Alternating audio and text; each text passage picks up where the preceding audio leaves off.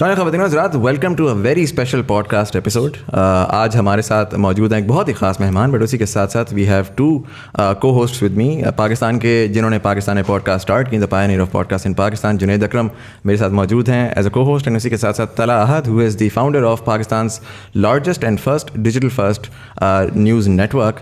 اور اس کے ساتھ ساتھ I like to introduce the guest ہمارے ساتھ آج موجود ہیں for the first time in the history of Pakistan. Pakistan کے former prime minister Imran Khan صاحب. Sir thank you so much for being part of the show. میں چاہوں گا کہ جنید بھائی آپ اسٹارٹ کریں ود کویسچن. السلام علیکم خان صاحب، thank you so much for the opportunity. Khan صاحب، ہم ٹریڈیشنل سوالوں پہ تو آئیں گے، لیکن I am gonna start with some thing جو کہ میں نے کبھی کسی انٹرویو میں نہیں دیکھا کسی نے آپ سے پوچھا ہو، and it's something very close to my heart. I mean you are a man of strong nerves. آپ نے ماشاء اللہ اسپورٹس میں اتنے سال دیے، پھر آپ کی اپنی 25 سال کی جد و جہد ہے political. We've seen you and people idolize you for your strength. But at the end of the day, you're a human being. And جو بھی recent developments ہوئے ہیں, it must have disappointed you in some way or the other. How are you feeling emotionally about this?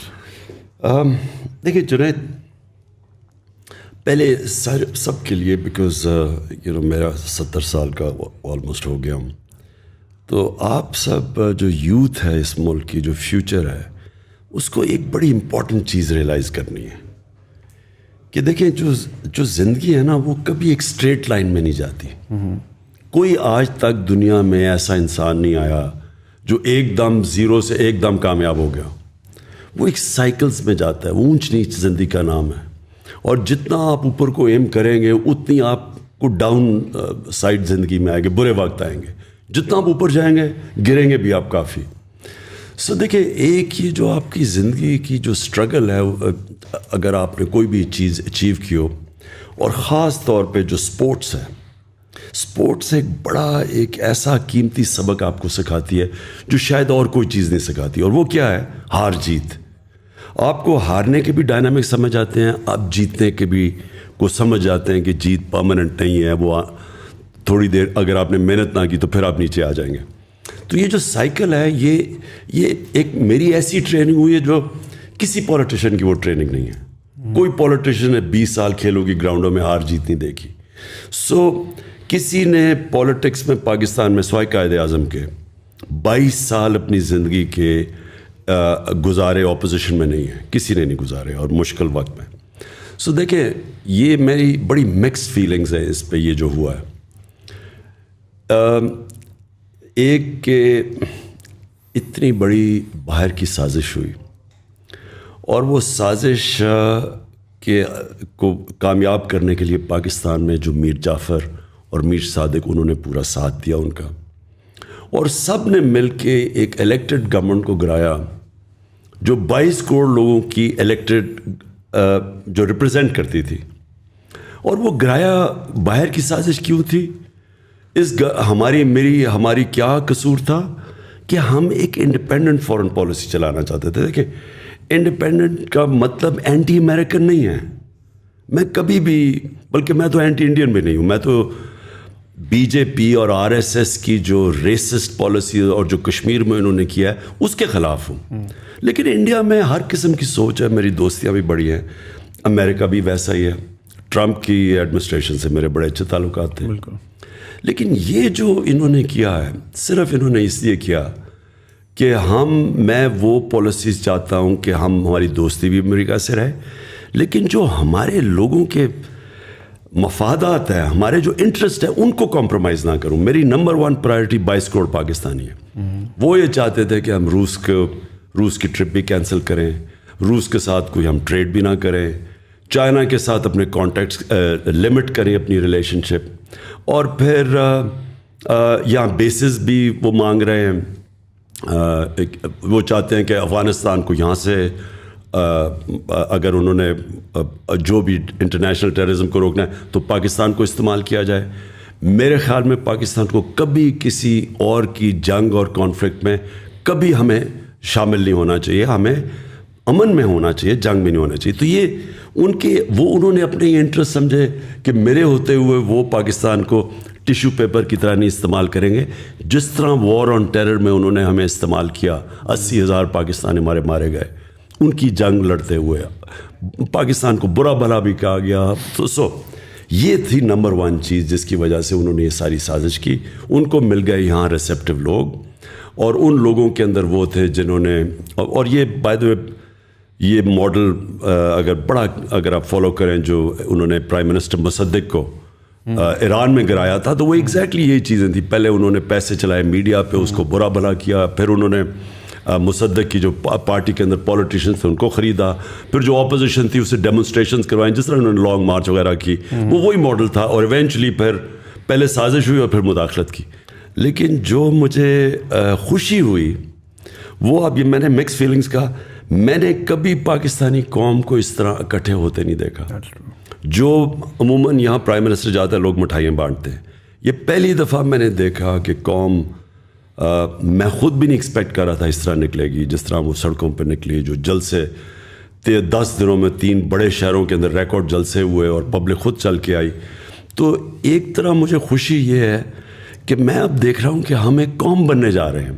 Unfortunately ابھی تک ہم قوم نہیں بنے, ہم بٹے ہوئے ہیں لوگوں میں, حصوں میں, فرقوں میں, صوبوں میں, لسانیت کے طور پہ کہ جی میں پٹھان ہوں, میں پنجابی ہوں, میں اردو اسپیکنگ وغیرہ. اس کے اندر میں پہلی دفعہ دیکھ رہا ہوں کہ اس ساری قوم کے اندر ایک غصہ آیا, اور ساری قوم نے یہ فیل کیا کہ ایک تو انہوں نے ہمارے ملک میں مداخلت کر کے ایک الیکٹڈ گورنمنٹ گرایا, لیکن سب سے زیادہ لوگوں کو غصہ ہے کہ اس کے کرپٹ ترین لوگ جو 30 سال سے اس ملک میں چوری کر رہے تھے, جن کے اوپر کیسز تھے, 60% لوگ ضمانت پہ ہیں کیبنٹ جن کو انہوں نے مسلط کیا, جو شریف خاندان ہے وہ یا ضمانت پہ ہے یا کنوکٹڈ ہے, ان کو اوپر مسلط کر دیا. تو یہ ڈبل غصہ ہے لوگوں کو کہ ایک تو ان کی باہر سے امریکہ نے جو مداخلت کی, دوسرا یہ چور مسلط کر دیا, اور تیسرا جو پولیٹیکل لوگوں نے اپنے آپ کو بیچا, یعنی 20-25 کروڑوں پہ بیچ کے جنہوں نے جا کے گورنمنٹ گرائی, ابھی تک کوئی عدالت نے ان کے کیس ایکشن نہیں لیا. دیکھیں نا, عدالت نے سو موٹو ایکشن بھی لے لیا, 12 بجے عدالتیں بھی کھول دی, لیکن جن لوگوں نے اپنے آپ کو بیچا ان کے اوپر کوئی ایکشن نہیں لیا جا رہا.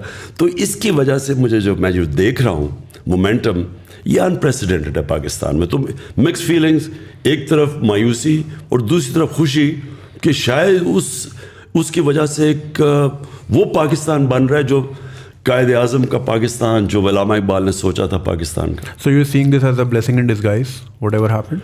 میں سوچ رہا ہوں کہ یہ جو اب اگلا پاکستان کا فیز آ رہا ہے, اور بائی دا وے اس کے اندر یہ جو چینج آیا ہے, اس کے اندر سوشل میڈیا کا بہت بڑا ہاتھ ہے, کیونکہ انہوں نے میڈیا کو تو کنٹرول کر لیا. آپ نے دیکھا ہمارے زبان میں کہتے ہیں جی میڈیا کے اوپر پابندیاں, اس باری کلیم ڈاؤن کیا میڈیا میں, سوائے 1-2 چینلز کے, اور ان کو ہم سلام کرتے ہیں. انہوں نے میڈیا کے اوپر پورا کنٹرول کیا, لیکن اس کے باوجود سوشل میڈیا کی وجہ سے اتنا شعور ہے, قوم اتنی بیدار ہو چکی ہے کہ آپ نے دیکھا کہ یہ مومنٹم بلڈ. اور جب انشاءاللہ میں یہ اسلام آباد حقیقی آزادی مارچ کی ڈیٹ دوں گا, میری ایک کنٹینشن ہے, میری ایکسپیرئنس ہے 26 سال کا پولیٹکس میں, کہ یہ سب سے زیادہ پاکستان کی تاریخ میں پبلک نکلے گی. So just adding to what Junaid Saab said, how do you feel about JKT and Aleem Khan? شروع میں آپ کے ساتھ بہت کلوزلی انہوں نے سپورٹ کیا ایٹ دیٹ ٹائم جب بالکل پی ٹی آئی ڈیولپ ہو رہی تھی, الیکشنز میں بہت زیادہ آپ کو آنے میں کیا, اور سڈنلی اس موقع کے اوپر they have change the sides, اور ابھی ملاقاتیں بھی ہوئیں. سو وہ ویژولس دیکھ کے وٹ واز یور فیلنگ؟ دیکھیں دونوں کی کنٹریبیوشن بڑی تھی. دونوں آج سے 11 سال پہلے پارٹی کے اندر آئے تھے. پارٹی یاد رکھیں 26 سال سے چل رہی تھی. تو جب پارٹی اٹھی, جب ہمارا مینار پاکستان میں 30 اکتوبر 2011 کو ایک دم ایکسپلوڈ کی پاکستان کی پولیٹکس میں پی ٹی آئی, تو دونوں اس کے بعد جوائن کیا, اور دونوں نے محنت بھی کی. جو مجھے ڈس اپوائنٹمنٹ ہوئی ان کے اوپر وہ یہ کہ انہوں نے محنت کی, لیکن کیا محنت کی اس آئیڈیل کے لیے جس کی وجہ سے میں 26 سال پہلے پولیٹکس میں آیا تھا. میری پاکستان میں ایک وہ آدمی جس کو اللہ سب کچھ دے چکا تھا, میں تو پالیٹکس میں ایک آئیڈیلزم لے کے آیا تھا کہ ہم نے ایک نیا پاکستان بنانا ہے جو ایک فلاحی ریاست بنے گی جدھر رول آف لا ہوگا, قانون کے سامنے سب ایک برابر ہوں گے. کیا ان کے وہی آئیڈیلز تھے؟ اور انفارچونیٹلی میں سمجھتا ہوں کہ ان کا اور مقصد تھا وہ پاور میں آنے کا, وہ ان کا وہ آئیڈیل نہیں تھا جو میرا تھا. میرے خیال میں وہ پاور میں وہ, اور وہ پھر واضح بھی ہو گیا کیونکہ اگر ان کا وہ آئیڈیل ہوتا تو وہ آج ان لوگوں کے ساتھ نہ کھڑے ہوتے جن کو میں 26 سال سے کہہ رہا ہوں کہ ملک کے سب سے بڑے ڈاکو ہیں. میں تو بلکہ چوروں کی وجہ سے تو آیا تھا پالیٹکس میں. میں نے تو پہلے دن سے کرپشن کو مین ایشو اٹھا کے ان دونوں جو فیملیز ہیں جو لوٹ رہی تھیں ملک کو, ان کے خلاف آیا تھا. اگر آج وہ ان کے ساتھ چلے گئے ہیں تو اس کا مطلب کہ ان کا یہ تو آئیڈیل نہیں تھا رول آف لا. انصاف کی تحریک جو تھی, رول آف لا کا مطلب قانون کے سامنے سب ایک برابر. میرے خیال میں وہ بھی جب ان کا یہ نہیں تھا, وہ بھی سمجھتے تھے کہ پاور میں آ کے تو وہ پاور کی پریولیجز انہوں نے استعمال کرنی تھی. دیکھیں پاور میں آ کے پیسہ میری اگر بزنس ہو, میں پاور میں آ کے تو بڑے آرام سے پیسے بنا سکتا ہوں, میں ہر طرح پریویل کر سکتا ہوں. میں اگر میں ریل اسٹیٹ میں ہوں تو میں انلیگل زمین کو پاور میں آ کے لیگل کروا سکتا ہوں, گرین کو گرے کروا کے اربوں روپیہ بنا سکتا ہوں. میرے تو بڑا آسان ہے. آج اگر مثلا ملک ریاض پاور میں آ جائیں تو ملک ریاض تو دنیا کے سب سے امیر آدمی بن سکتے ہیں کیونکہ پاور میں تو آپ کے پاس سب اپرچونیٹیز ہیں. سو بزنس اگر آپ نے کرنی ہے تو آپ علیحدہ رہیں. میری نظر میں اگر پالیٹکس کرنی ہے تو ایک ہائر آئیڈیل کے لیے آئے. میں نہیں ابھی اپنے لیے بنا سکتا تھا.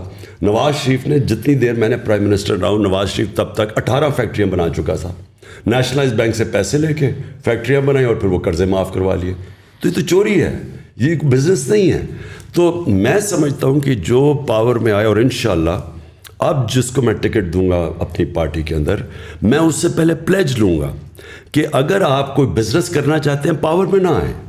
اگر آپ پاور میں آتے ہیں تو یہ نہ سمجھنا کہ میں آپ کی بزنس کو فائدہ کرواؤں گا انلیگلی.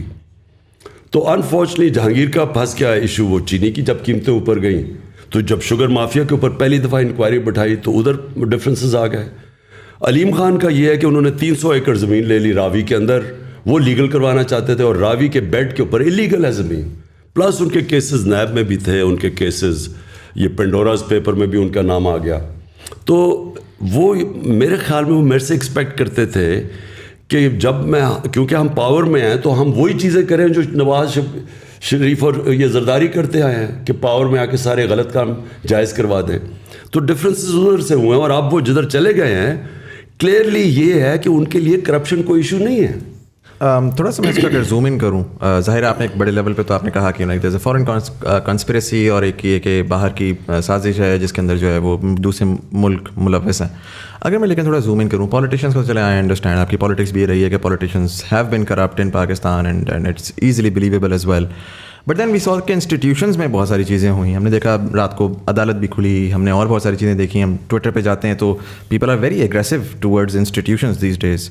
آپ کا اس کے بارے میں اگر میں تھوڑا سا آپ سے پوچھوں کہ زوم ان کر کے, how do you feel about the judiciary and the establishment جو کنونشنل اسٹیٹس کو کنسیڈر ہوتی ہے؟ دیکھیں میں بڑا کانشیس ایک چیز کا ہوں کہ یہ ملک نے جب, اور میرے میں کوئی شک نہیں کہ یہ ملک نے بڑا عظیم ملک بننا ہے. میں آپ یہ کہیں گے کہ 3.5 سال میں میں نے رہ کے کیا ایکسپیرینس کیا, میں نے ریئلائز کیا کہ پاکستان کا جو پوٹینشیل ہے اس کو چھوٹا سا بھی 5% بھی ہم نہیں پہنچ رہے اس کے اوپر, کہ اس میں پوٹینشیل بہت ہے. اللہ نے بڑی, جدھر دیکھیں تو پوٹینشیل ہے اوپر آنے کا, ہر فیلڈ کے اندر پاکستان اوپر آ سکتا ہے. ہمارا پرابلم کیا ہے؟ رول آف لا نہیں ہے. ہمارا پرابلم یہ ہے کہ جو طاقتور ہے وہ اپنے آپ کو قانون کے نیچے نہیں لے کے آتا. سو جو اسٹرگل ہے اس وقت پاکستان کی وہ ہے انصاف کی. دیکھیں کوئی بھی دنیا میں آپ کوئی ملک لے لیں جدھر رول آف لا نہیں ہے وہاں غربت ہے. کوئی ملک لے لیں, ڈیولپنگ ورلڈ کا مسئلہ ہی رول آف لا نہ ہونے کا ہے. ہر ڈیولپنگ ورلڈ کے اندر ان کی جو رولنگ ایلیٹ ہے وہ پیسے چوری کر کے باہر, منی لانڈر کر کے باہر چلی جاتی ہے. جو فیکٹ آئی پینل کی رپورٹ ہے, سیکرٹری جنرل UN کے نیچے جو پینل بیٹھی تھی, $1.7 ٹریلین ہر سال, 1700 ارب روپیہ ہر سال غریب ملکوں سے چوری ہو کے, منی لانڈر ہو کے ویسٹرن کیپٹلز میں مے فیئر ٹائپ فلیٹس کے اندر آف شور اکاؤنٹس میں چلے جاتے ہیں. غریب ملک غریب ہوتے جا رہے ہیں, امیر امیر ہوتے جا رہے ہیں, کیونکہ وہ یہ پیسہ ادھر جب جاتا ہے ان کو تو نوکریاں وہاں ملتی ہیں, فائدہ ہوتا ہے. ہمارے ملک جدھر سے چوری ہو رہا ہے پیسہ وہ غریب ہو جاتا ہے. تو پرابلم کیا ہے, ہمارے پاس وہ انصاف کا نظام نہیں ہے جو طاقتور ڈاکو کو پکڑ سکے, وہ صرف کمزوروں کو پکڑتا ہے. اور اس لیے ہمارے نبی صلی اللہ علیہ وسلم نے اس لیے انہوں نے یہ کہا تھا کہ جب ایک پریویلیج عورت تھی, قریش کی عورت, انہوں نے کہا جی اس کو سزا نہ دیں, تو انہوں نے تب کہا تھا, کیونکہ یہ تو جب قریش کی عورت ہے, اس نے جب چوری کی تھی, انہوں نے کہا کہ قوم تب تباہ ہوتی ہے جب چھوٹے چور کو آپ جیل میں ڈالیں اور طاقتور کو آپ NRO دے دیں, یعنی آپ چھوڑ دیں. یہ انہوں نے تب کہا تھا. آج ساری ڈیولپنگ ورلڈ کے اندر ایشو یہ ایک ہے کہ وہ طاقتور وائٹ کالر کرمنل کو نہیں پکڑ سکتے. ان کا جو سٹرکچر سارا بن گیا ہے, وہ یا پیسے ہوتے ہیں, پاورفل ہوتے ہیں, بچ جاتے ہیں. ابھی ساؤتھ افریقہ میں انہوں نے ایکس پریزیڈنٹ کو پکڑنے کی کوشش کی, وہاں جناب اس نے لوگ سڑکوں پر لگائے, کوئی 1200 لوگ مر گئے, وہ باہر پھر رہا ہے. تو جرت ان میں مورل اتھارٹی نہیں ہوتی طاقتور کو پکڑنے کی. تو ہمارا ایشو کیا ہے, میں یہ چاہتا ہوں کہ ہمارے جو ادارے ہیں وہ جب تک ان کے اندر یہ چیز نہیں آئے گی, مشنز ان کی جب تک ان کے اندر یہ جہاد کا جذبہ نہیں آئے گا کہ طاقتور کو جیل میں ڈالیں, ان کو جب پکڑیں. یہ ایشو یہ ہے پاکستان کا. ہمارے جو بڑے انسٹیٹیوشن جو کر سکتے ہیں, میں نے 3.5 سال میں کیا دیکھا. اب ہم کیا کہ عدلیہ آزاد ہے, ہم تو کچھ نہیں کر سکتے تھے. نیب آزاد ہے, نیب ہمارے کنٹرول میں نہیں تھی. تو ہم کیا کرتے تھے, اب یہ شہباز شریف کا اوپن اینڈ شٹ کے ساتھ 16 ارب روپیہ پکڑا گیا ہے اس کے نوکروں کے نام پہ, جو FIA نے پکڑا. ہم وہ اس کو کنوکٹ ہی نہ کروا سکیں. یہ سال پہلے انگلینڈ میں ہوتا, ابھی تک 1.5 سال پہلے یہ جیل میں ہونا تھا. وہ کبھی اس کی کمر میں درد ہے, کبھی وہ بینچ ٹوٹ جاتا تھا, کبھی کچھ. ہمارا جو انصاف کا نظام تھا وہ پکڑتا ہی نہیں تھا اس کو. یہ ساروں کے جو کیس ہیں, ایک میں مزامل کمپلیٹ کر لوں. 95% جو کیسز ہیں نیب کے اندر وہ ہمارے زمانے کے پہلے سے ہیں. اس 3.5 سال میں وہ کنوکٹ نہیں ہو سکے.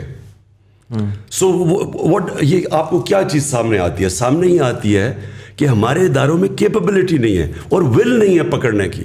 اور انفارچونیٹلی ہمارے اداروں کے اندر وہ لوگ بیٹھے ہوئے ہیں جو اس کرپٹ سسٹم سے فائدہ اٹھاتے ہیں. سو ہمیں جو کوشش کرنی چاہیے, دیکھیں کوشش جو کرنی چاہیے کہ ان اداروں کے اندر پبلک کا پریشر آئے. دیکھیں عوام کا, میں صرف ایک پریشر ہے, آج عوام کا پریشر پڑا ہوا ہے. عوام کا پریشر آنا چاہیے ان اداروں کے اوپر کہ آپ نے جو کرمنلز ہمارے اوپر بٹھا دیے ہیں, یہ آپ کی ذمہ داری ہے, اب ان کو پکڑیں.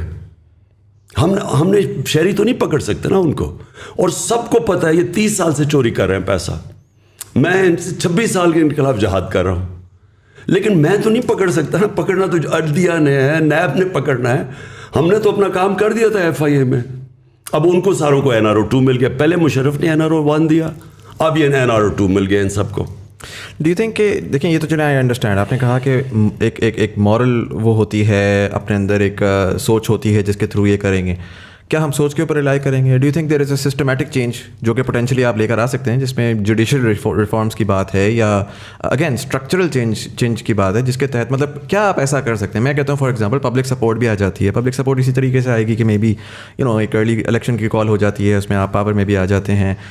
ازیوم کرتا ہوں کہ آپ پاور میں آ جاتے ہیں. What differently can you do اگر تو آخر میں انصاف کا یہی نظام ہے اور آپ کے پاس کوئی مینڈیٹ ہی نہیں ہے؟ دیکھیں جب آپ پاور میں آتے ہیں نا اچھی میجورٹی سے, آپ قانون چینج کر سکتے ہیں, آپ قانون وہ بدل سکتے ہیں. ہر جو قانون رکاوٹ بنے ہوئے ہیں ان کو جو بچاتے ہیں, جو میں نے سیکھا 3.5 سال میں, میں کنونسڈ ہوں کہ اگر صحیح معنی میں میجورٹی نہیں ملے گی, میں پاور میں آنا ہی نہیں چاہتا. کیونکہ اس کا مطلب اس باری ہاتھ بندھے ہوئے تھے, ہر جگہ ہم جکڑے پھنس جاتے تھے. ہمارا ادھر سے قانون ہم لے کے آتا, وہ سینٹ میں پھنس جاتا تھا جا کے. اچھا وہاں آتا تھا ہم وہ قانون ہی نہیں بدل سکتے تھے ان کو. اب ہم کرمنل لا ریفارمز ہم لے کے آئے کہ جلدی سسٹم ہو, لیکن وہ ہمارے پاس طاقت نہیں تھی کہ ہم ان کو انفورس کر سکتے. ہم نے سول پروسیجر کوڈ کی کہ 1 سال سے زیادہ زمین کا کیس نہیں چل سکتا, سارے سول 1 سال میں فیصلہ ہوں گے, لیکن وہ ہر جگہ کے اسٹے آرڈر مل جاتا تھا. ریگولیٹرز, میں آپ کو مثال دیتا ہوں کتنی فرسٹریٹنگ تھی. اب ریگولیٹرز ہیں, ریگولیٹر کا مطلب اب یہ مثلا شوگر مافیا ہے, سیمنٹ کے اندر کارٹلز بنے ہوئے ہیں, بڑے بڑے کارٹلز بنے ہوئے ہیں, آئل مارکیٹنگ کمپنیز کے کارٹل ہیں, اور ان کو پروٹیکٹ کون کرتا ہے عوام کو ان کارٹل سے؟ Competition commission. کمپٹیشن کمیشن کا یہ حال تھا کہ 11 سالوں سے ان کے اندر اسٹے آرڈرز پھنسے ہوئے تھے.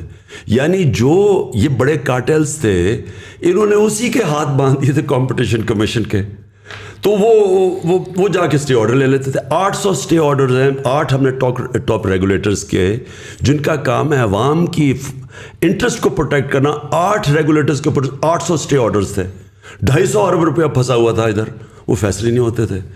تو یہ شوگر مافیا کے ہم نے جب انکوائری کی ان کے اوپر, وہ سارے جا کے انہوں نے وہ پھنسے ہوئے ہیں, وہ عدالتوں میں کیس چل رہے ہیں. سو ہمیں جب تک آپ کے پاس پاور نہ ہو, آتے ساتھ ہی لیجسلیشن کریں, ٹائم لمٹ کریں, ان کو فورس کریں. اور پاور سے جب آپ کو یہ فکر نہیں ہوتی کہ آپ کی گورنمنٹ کو کوئی ٹاپل کر دے گا, جب پاور سے آتے ہیں تب آپ یہ ساری چیزیں کر سکتے ہیں. سو اس لیے میں نے یہ آپ کو کہا کہ انشاءاللہ اگر باری ملی تو پاور سے ملے تاکہ ہم یہ ساری چیزیں بڑے بڑے کارٹلز مافیاز کو ٹیک آن کر سکیں. اچھا خان صاحب, آپ نے obviously you have an I for talent, آپ کو پتہ ہے وسیم اکرم کو کب اوور دینا ہے, 1 ڈاؤن پہ کس کو بھیجنا ہے. سو آپ کے اندر ایک ہی چیز ہے, اوبیسلی وہ لیپس ہوا جب اب JKT صاحب اور علیم خان صاحب, آپ کے پاس ٹائم بھی کافی تھا to scrutinize, but obviously human error is available, ہو جاتا ہے. اگر ابھی آپ ارلی الیکشن میں جاتے ہیں, so do you think you have enough time 3 مہینے میں کہ آپ اس طرح کے سچے اور کھرے لوگ بھی ڈھونڈ پائیں اور آپ کو پھر الیکٹیبلس کی طرف نہ جانا پڑے, کیونکہ پھر اس کے بعد آپ دوبارہ پھر ویسے ہی بلیک میل ہوں گے جس طرح ابھی اس بار ہوا. تو ڈو یو تھنک 3 مہینے کا time is enough to find those candidates اور پھر ان سے پلیج لینا یا ان کی اسکروٹنائز کرنا؟ دیکھیں, جو میں پھر سے کہتا ہوں, جو 3.5 سال آئی میری زندگی کا سب سے مشکل سال تھے, لیکن ان میں سب سے زیادہ میں نے زندگی میں سیکھا گورنمنٹ کی ورکنگ کیا ہے, بیوروکریسی میں پازیٹیو نیگیٹیوز کیا ہے, کیا ہمارا جو سب سے بڑا پرابلم ہے کہ کی منسٹریز کے اندر ہمارے پاس ایکسپرٹس نہیں ہیں, اور ایکسپرٹس جب تک آپ پہلے نہ لے کے آئے ہیں, جو سسٹم ایسا بنا ہوا ہے, ہم نے جب کوشش بھی کی کہ ایکسپرٹس لانے کی, وہ ایک پورا مافیا بیٹھا ہوا تھا اندر کی منسٹریز میں جو ان کو اندر ہی نہیں گھسنے دیتا تھا, وہ چھوڑ کے چلے جاتے تھے. پھر نیب کے پرابلمز ہو گئے, نیب کے اندر کئی انہوں نے ایسے کیسز کیا کہ جو باہر سے اب جب اسپیشلسٹ لانا چاہتے تھے وہ ڈر کے ہی نہیں آتے تھے, کیونکہ نیب کے کیسز وہ بھی عجیب, وہ بھی ایک اور پرابلم تھا. وہ یہ ساری چیزوں کی ہم نے اب دیکھا, تو ہمیں باہر سے کئی ایریاز میں کی منسٹریز میں ایکسپرٹس ابھی سے ہی ہم وہ ان کو ڈھونڈ رہے ہیں کہ ہم جب آئیں تو ہمارے پاس ایکسپرٹس ہوں. ہمارے پاس وہ ایکسپرٹیز نہیں ہے. IT جو ہے اب یہ کتنی بڑی چیز ہے, یہ اس کے اندر یعنی ہندوستان کی 140 ارب کی ایکسپورٹس ہیں, اور انہوں نے 1 ارب سے شروع ہوئے تھے 20 سال پہلے, آج 140 ہے. ہمارا ذرا ہم نے آ کے پہلی 75% انکریز ہماری IT ایکسپورٹس کے ہوئی ہیں ہمارے 2 سالوں میں, صرف ہم نے ریگولیشن. لیکن اس کے لیے بھی آپ کو ایکسپرٹس چاہیے. دنیا پاکستانی سلیکن ویلی میں ایسے پاکستانی ہیں جن سے ہماری بات چیت چل رہی ہے. سو دیرفور کئی منسٹریز میں آپ کو پروفیشنلز اور ایکسپرٹس باہر سے لانے پڑیں گے, اندر ایگزسٹ نہیں کرتے, نمبر 1. نمبر 2, اپنے اندر وہ لوگوں کو ہم ابھی سے سوچ رہے ہیں ٹکٹ, جو لوگوں کی کمٹمنٹ ہی نہیں ہے, صرف پاور میں آتا ہی صرف ذاتی مفادات کے لیے ہیں, ان کو تو ہم صفایا کریں گے. اب تو چاہے ہار بھی جائیں الیکشن, ان کو تو ہم نے ٹکٹس نہیں دینے. ٹکٹس دیں گے وہ لوگ جو کہ کمیٹڈ ہیں, جن کی کوئی آئیڈیلزم ہے, کم از کم کور ہمارے پاس ہو جو آئیڈیلسٹک ہے. وہ ہم نے ابھی بھی فیصلہ کیا کہ ہم نے ٹکٹس ان لوگوں کو دینے. اور سب سے بڑی بات یہ دیکھیں, جب آپ کے پاس, اور جو ہم نے چیزیں سیکھ لی ہیں پارلیمنٹری ڈیموکریسی میں, اگر آپ کے پاس میجورٹی نہیں ہے, صحیح میجورٹی, اور آپ آرام سے پارلیمنٹ کو نہیں چلا سکتے اور گورن نہیں کر سکتے, آپ کبھی بھی ریفارمز نہیں کر سکتے. جو ہمارے پاس ایک کولیشن گورنمنٹ اور تھوڑی سی اکثریت سے تھی, اس کا سب سے بڑا پرابلم یہ تھا کہ ہم ہر وقت ونربل تھے کہ گورنمنٹ چلے گی یا نہیں. ہر بجٹ کے اوپر ہمیں مصیبت پڑ جاتی تھی کہ جی نمبر پورے ہوں گے یا نہیں ہوں گے. ہمارا سسٹم ایسا بنا ہوا ہے سینٹ کے الیکشنز کا کہ وہاں پیسے چلتے ہیں. ہاں, یہ جو الیکشن کمیشن بیٹھا ہوا ہے, سپریم کورٹ میں ہم گئے, اس نے موقع دیا سپریم کورٹ نے کہ سینٹ کے ووٹ کو ویریفائبل کر دو تاکہ یہ پیسہ نہ چلے. پتہ تو چلے کہ ووٹ, کیونکہ سیکرٹ بیلٹ ہے, اس میں بک جاتے ہیں لوگ, وہ الیکشن کمیشن ریجیکٹ کر دیا. یوسف رضا گیلانی کا بیٹا پیسے دیتے ہوئے پکڑا گیا, اس نے اس کو چھوڑ دیا. تو ہمارا جو سسٹم بن چکا ہے نا, وہ سسٹم ہی کا انکریج کرتا ہے کرپشن. یہ سب چیز ختم ہوگی جب آپ کے پاس اکثریت ہو, بھاری اکثریت ہو. خان صاحب, دوسرا آپ کو کیا لگتا ہے کہ اسٹیبلشمنٹ کے ساتھ واٹ وینٹ رانگ؟ مطلب پورا بیانیہ جو پچھلے 3-4 سال میں ہم لوگ سن رہے تھے کہ پہلی دفعہ فوج اور حکومت ایک پیج کے اوپر ہے, اور پچھلے 3-4 مہینے تک بھی یہی والی چیز تھی. سو اچانک آپ کے خیال سے کوئی ایسا ایونٹ ہوا ہے جس کی وجہ سے چیزیں فلپ ہوئی ہیں؟ آپ کو پرسنلی کیا لگتا ہے؟ دیکھیں, ایک چیز کہا جاتا ہے کہ جی وہ جنرل فیض کے اوپر سارا کچھ کوئی بدمزگی ہوئی ہے. میں پہلے کلیئر کر دوں, یہ اور وہ سارا کہ جی آرمی چیف بنانا چاہتا ہے عمران خان جنرل فیض کو, یہ ادھر سے شروع ہوا. دیکھیں, یہ جو آرمی چیف نواز شریف اپنا بنانا چاہتا تھا اور اس نے بنائے بھی, اور پھر آپ کو سب کو پتہ ہے کہ کیا ہوا, اس نے آرمی چیف سیک بھی کیا, اس نے پھر وہ جنرل مشرف کا, وہ جنرل ضیاء کا, اس نے اس کو اپوائنٹ کر دیا, پھر وہ کو ہو گیا. یعنی یہ جنرل پہلے نواز شریف کا مسئلہ کیا تھا, کیوں وہ سارا وقت اس کی آرمی چیف سے لڑائی رہتی تھی؟ کیونکہ وہ آرمی کو کنٹرول کرنا چاہتا تھا, وہ آرمی کو پنجاب پولیس بنانا چاہتا تھا. وہ کیوں بنانا چاہتا تھا؟ کیونکہ اس نے سارے پاکستان کے اداروں کو کنٹرول کر لیا تھا. سارے پاکستان کے جو ادارے جو اس کو چیک کر سکتے تھے, FBI تھی, نیب تھی, یہ سب اس کے کنٹرول میں تھے. عدلیہ کو بھی وہ کنٹرول کر کے بیٹھا ہوا تھا. جب ایک چیف جسٹس اس کے کنٹرول میں نہیں تھا تو ڈنڈوں سے اس نے سپریم کورٹ کے اوپر حملہ کیا تھا, جسٹس سجاد علی شاہ کے, اور پھر پیسے دیتا تھا ججز کو. جو کوئٹہ بینچ کو پیسہ چلا وہ سارا جسٹس سجاد علی شاہ نے اپنی کتاب میں لکھا ہوا ہے کہ کیسے وہ جا کے رفیق تارڑ اور شہباز شریف نے جا کے جج خریدے کوئٹہ کے اندر. یہ سارا تاریخ کا حصہ ہے. اس کا پرابلم کیا ہوتا تھا کہ فوج ایک ادارہ تھا جس کو وہ کنٹرول نہیں کر سکتا تھا, تو اس کی کوشش ہوتی تھی اپنا آرمی چیف بٹھانے کی, کیونکہ اس کا ڈر یہ ہوتا تھا کہ وہ ایک کمپلیٹ پاور چاہتا تھا. اور دوسرا, وہ جو چوری کر رہا تھا پاکستان کا پیسہ, منی لانڈر کر کے باہر بھیجتا تھا, وہ فوج کو پہلے پتہ چل جاتا تھا, کیونکہ ISI کے پاس ساری رپورٹ آ جاتی تھی. تو اس سے وہ ونربل فیل کرتا تھا, اس لیے کنٹرول کرتا تھا. میرا کبھی نہ فوج سے کوئی ایشو ہوا ہے, کیونکہ میں نے نہ کبھی مداخلت کی ہے, نہ میں نے کبھی سوچا کہ میں کبھی اپنا آرمی چیف لے کے آؤں. یہ میرا ہمیشہ فوج کا کہ میں یہ سمجھتا تھا کہ فوج کے ادارے کو مضبوط ہونا چاہیے. میں چاہتا تھا کہ پولیس کا ادارہ مضبوط ہو, میں جوڈیشری کے ادارے کو مضبوط چاہتا ہوں. میں نے کبھی جوڈیشری میں کوئی مداخلت نہیں کی. میں نے پولیس سے کبھی کسی پولیس جتنے بھی IGs آئے ہیں پنجاب کے, KP کے, ہمارے نیچے, کسی سے پوچھے, ایک کو میں نے نہیں کہا انتقامی کارروائی کرو, جھوٹے پیپرز بناؤ. سندھ کے اندر سب کے اوپر جھوٹی FIRs ہے. ابھی انہوں نے ہمارے اوپر جھوٹی FIR پھر بنا دی ہے, پہلے انہوں نے بنائی تھی. مجھے ایک آدمی بتائیں جس کے اوپر ہم نے کوئی جھوٹی FIR اپنے زمانے, کیونکہ جب آپ پولیس سے غلط کام کرواتے ہیں وہ اپنے بھی کرتی ہے.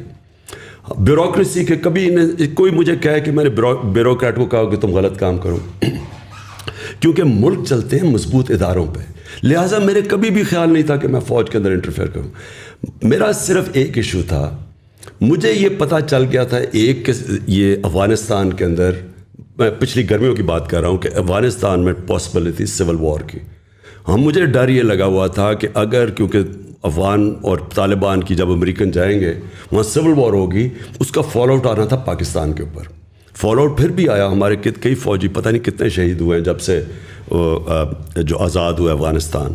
تو میں چاہتا تھا کہ اس وقت جو ہمارے ISI کا چیف تھا وہ 5 سال سے تھا, میں چاہتا تھا کہ یہ سردیوں میں جو سب سے ہمارا مشکل ٹائم ہے اس کو ہونا چاہیے. سیکنڈلی مجھے پتہ چل گیا تھا یہ پوری انٹریگ کر رہے ہیں نون لیگ والے, اور یہ ان کی پوری کوشش تھی یہ ساری سردیوں میں یہ جو انہوں نے کیا ہے. یہ پچھلی مجھے جولائی سے پتہ چلنا شروع ہو گیا تھا کہ انہوں نے پورا پلان بنایا ہوا گورنمنٹ کرانے کا.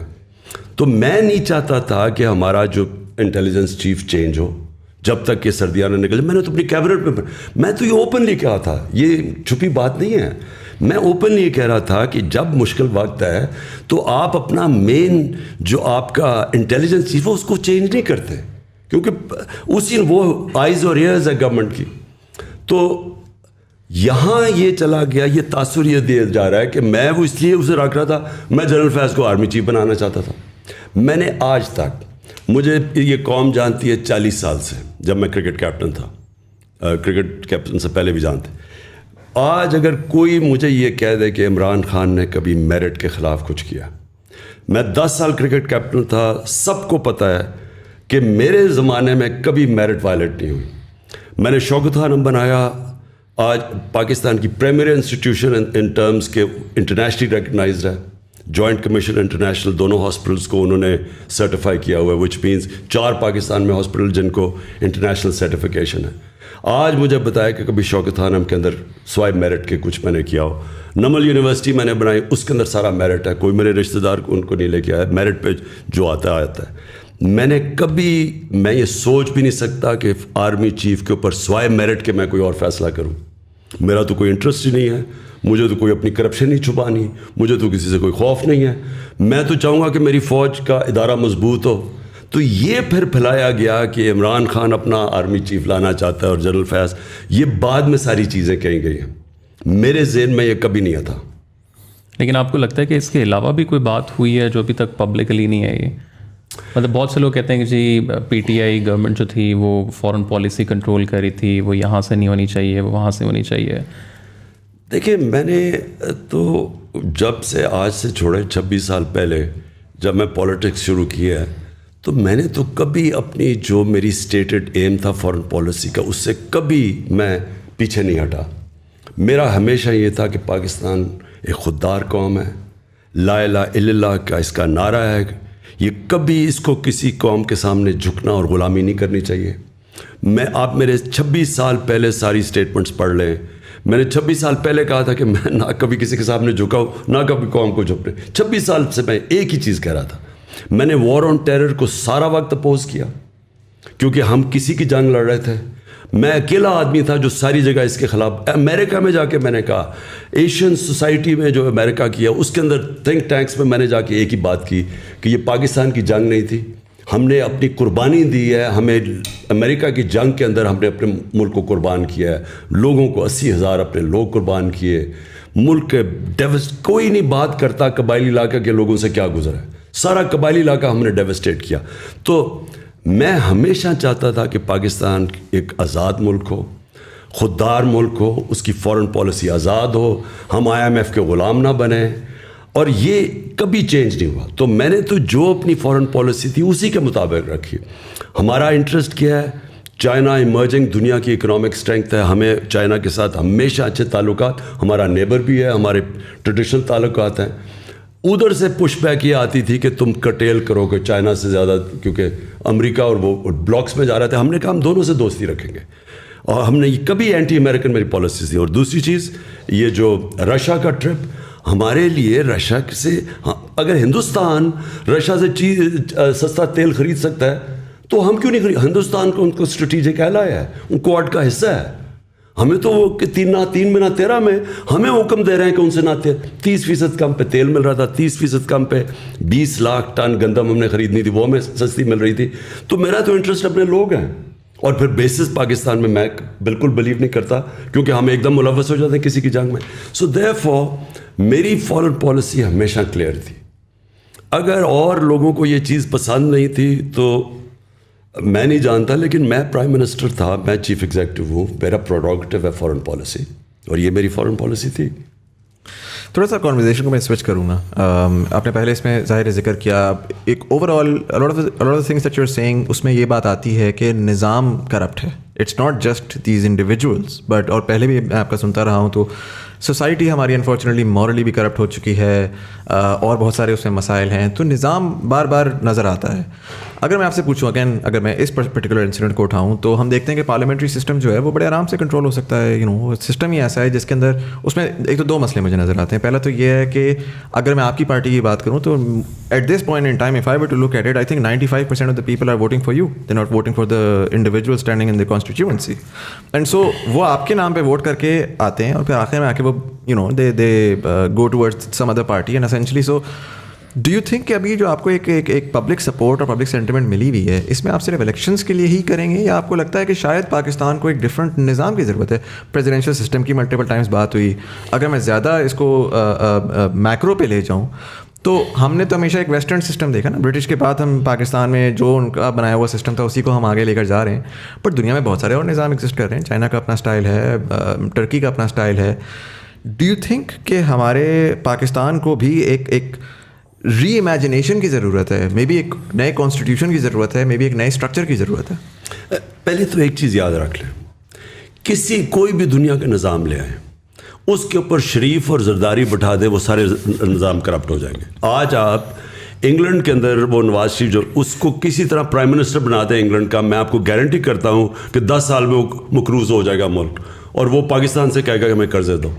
دیکھیں, سب سے پہلے تو جو پارلیمنٹری ڈیموکریسی کے اندر آپ کو ایک چیز سمجھنی ہے, جو برطانیہ کی, جو میں بڑی کلوزلی دیکھا ہوا اور اسٹڈی کیا, اس کا جو بیسز ہوتا ہے نا, وہ بنیاد جو رکھی جاتی ہے وہ رکھی جاتی ہے امر بالمعروف پہ, کہ ان کی جو موریلٹی ہے ایک مورل سٹینڈرڈز کے اوپر پارلیمنٹری ڈیموکریسی کھڑی ہوتی ہے.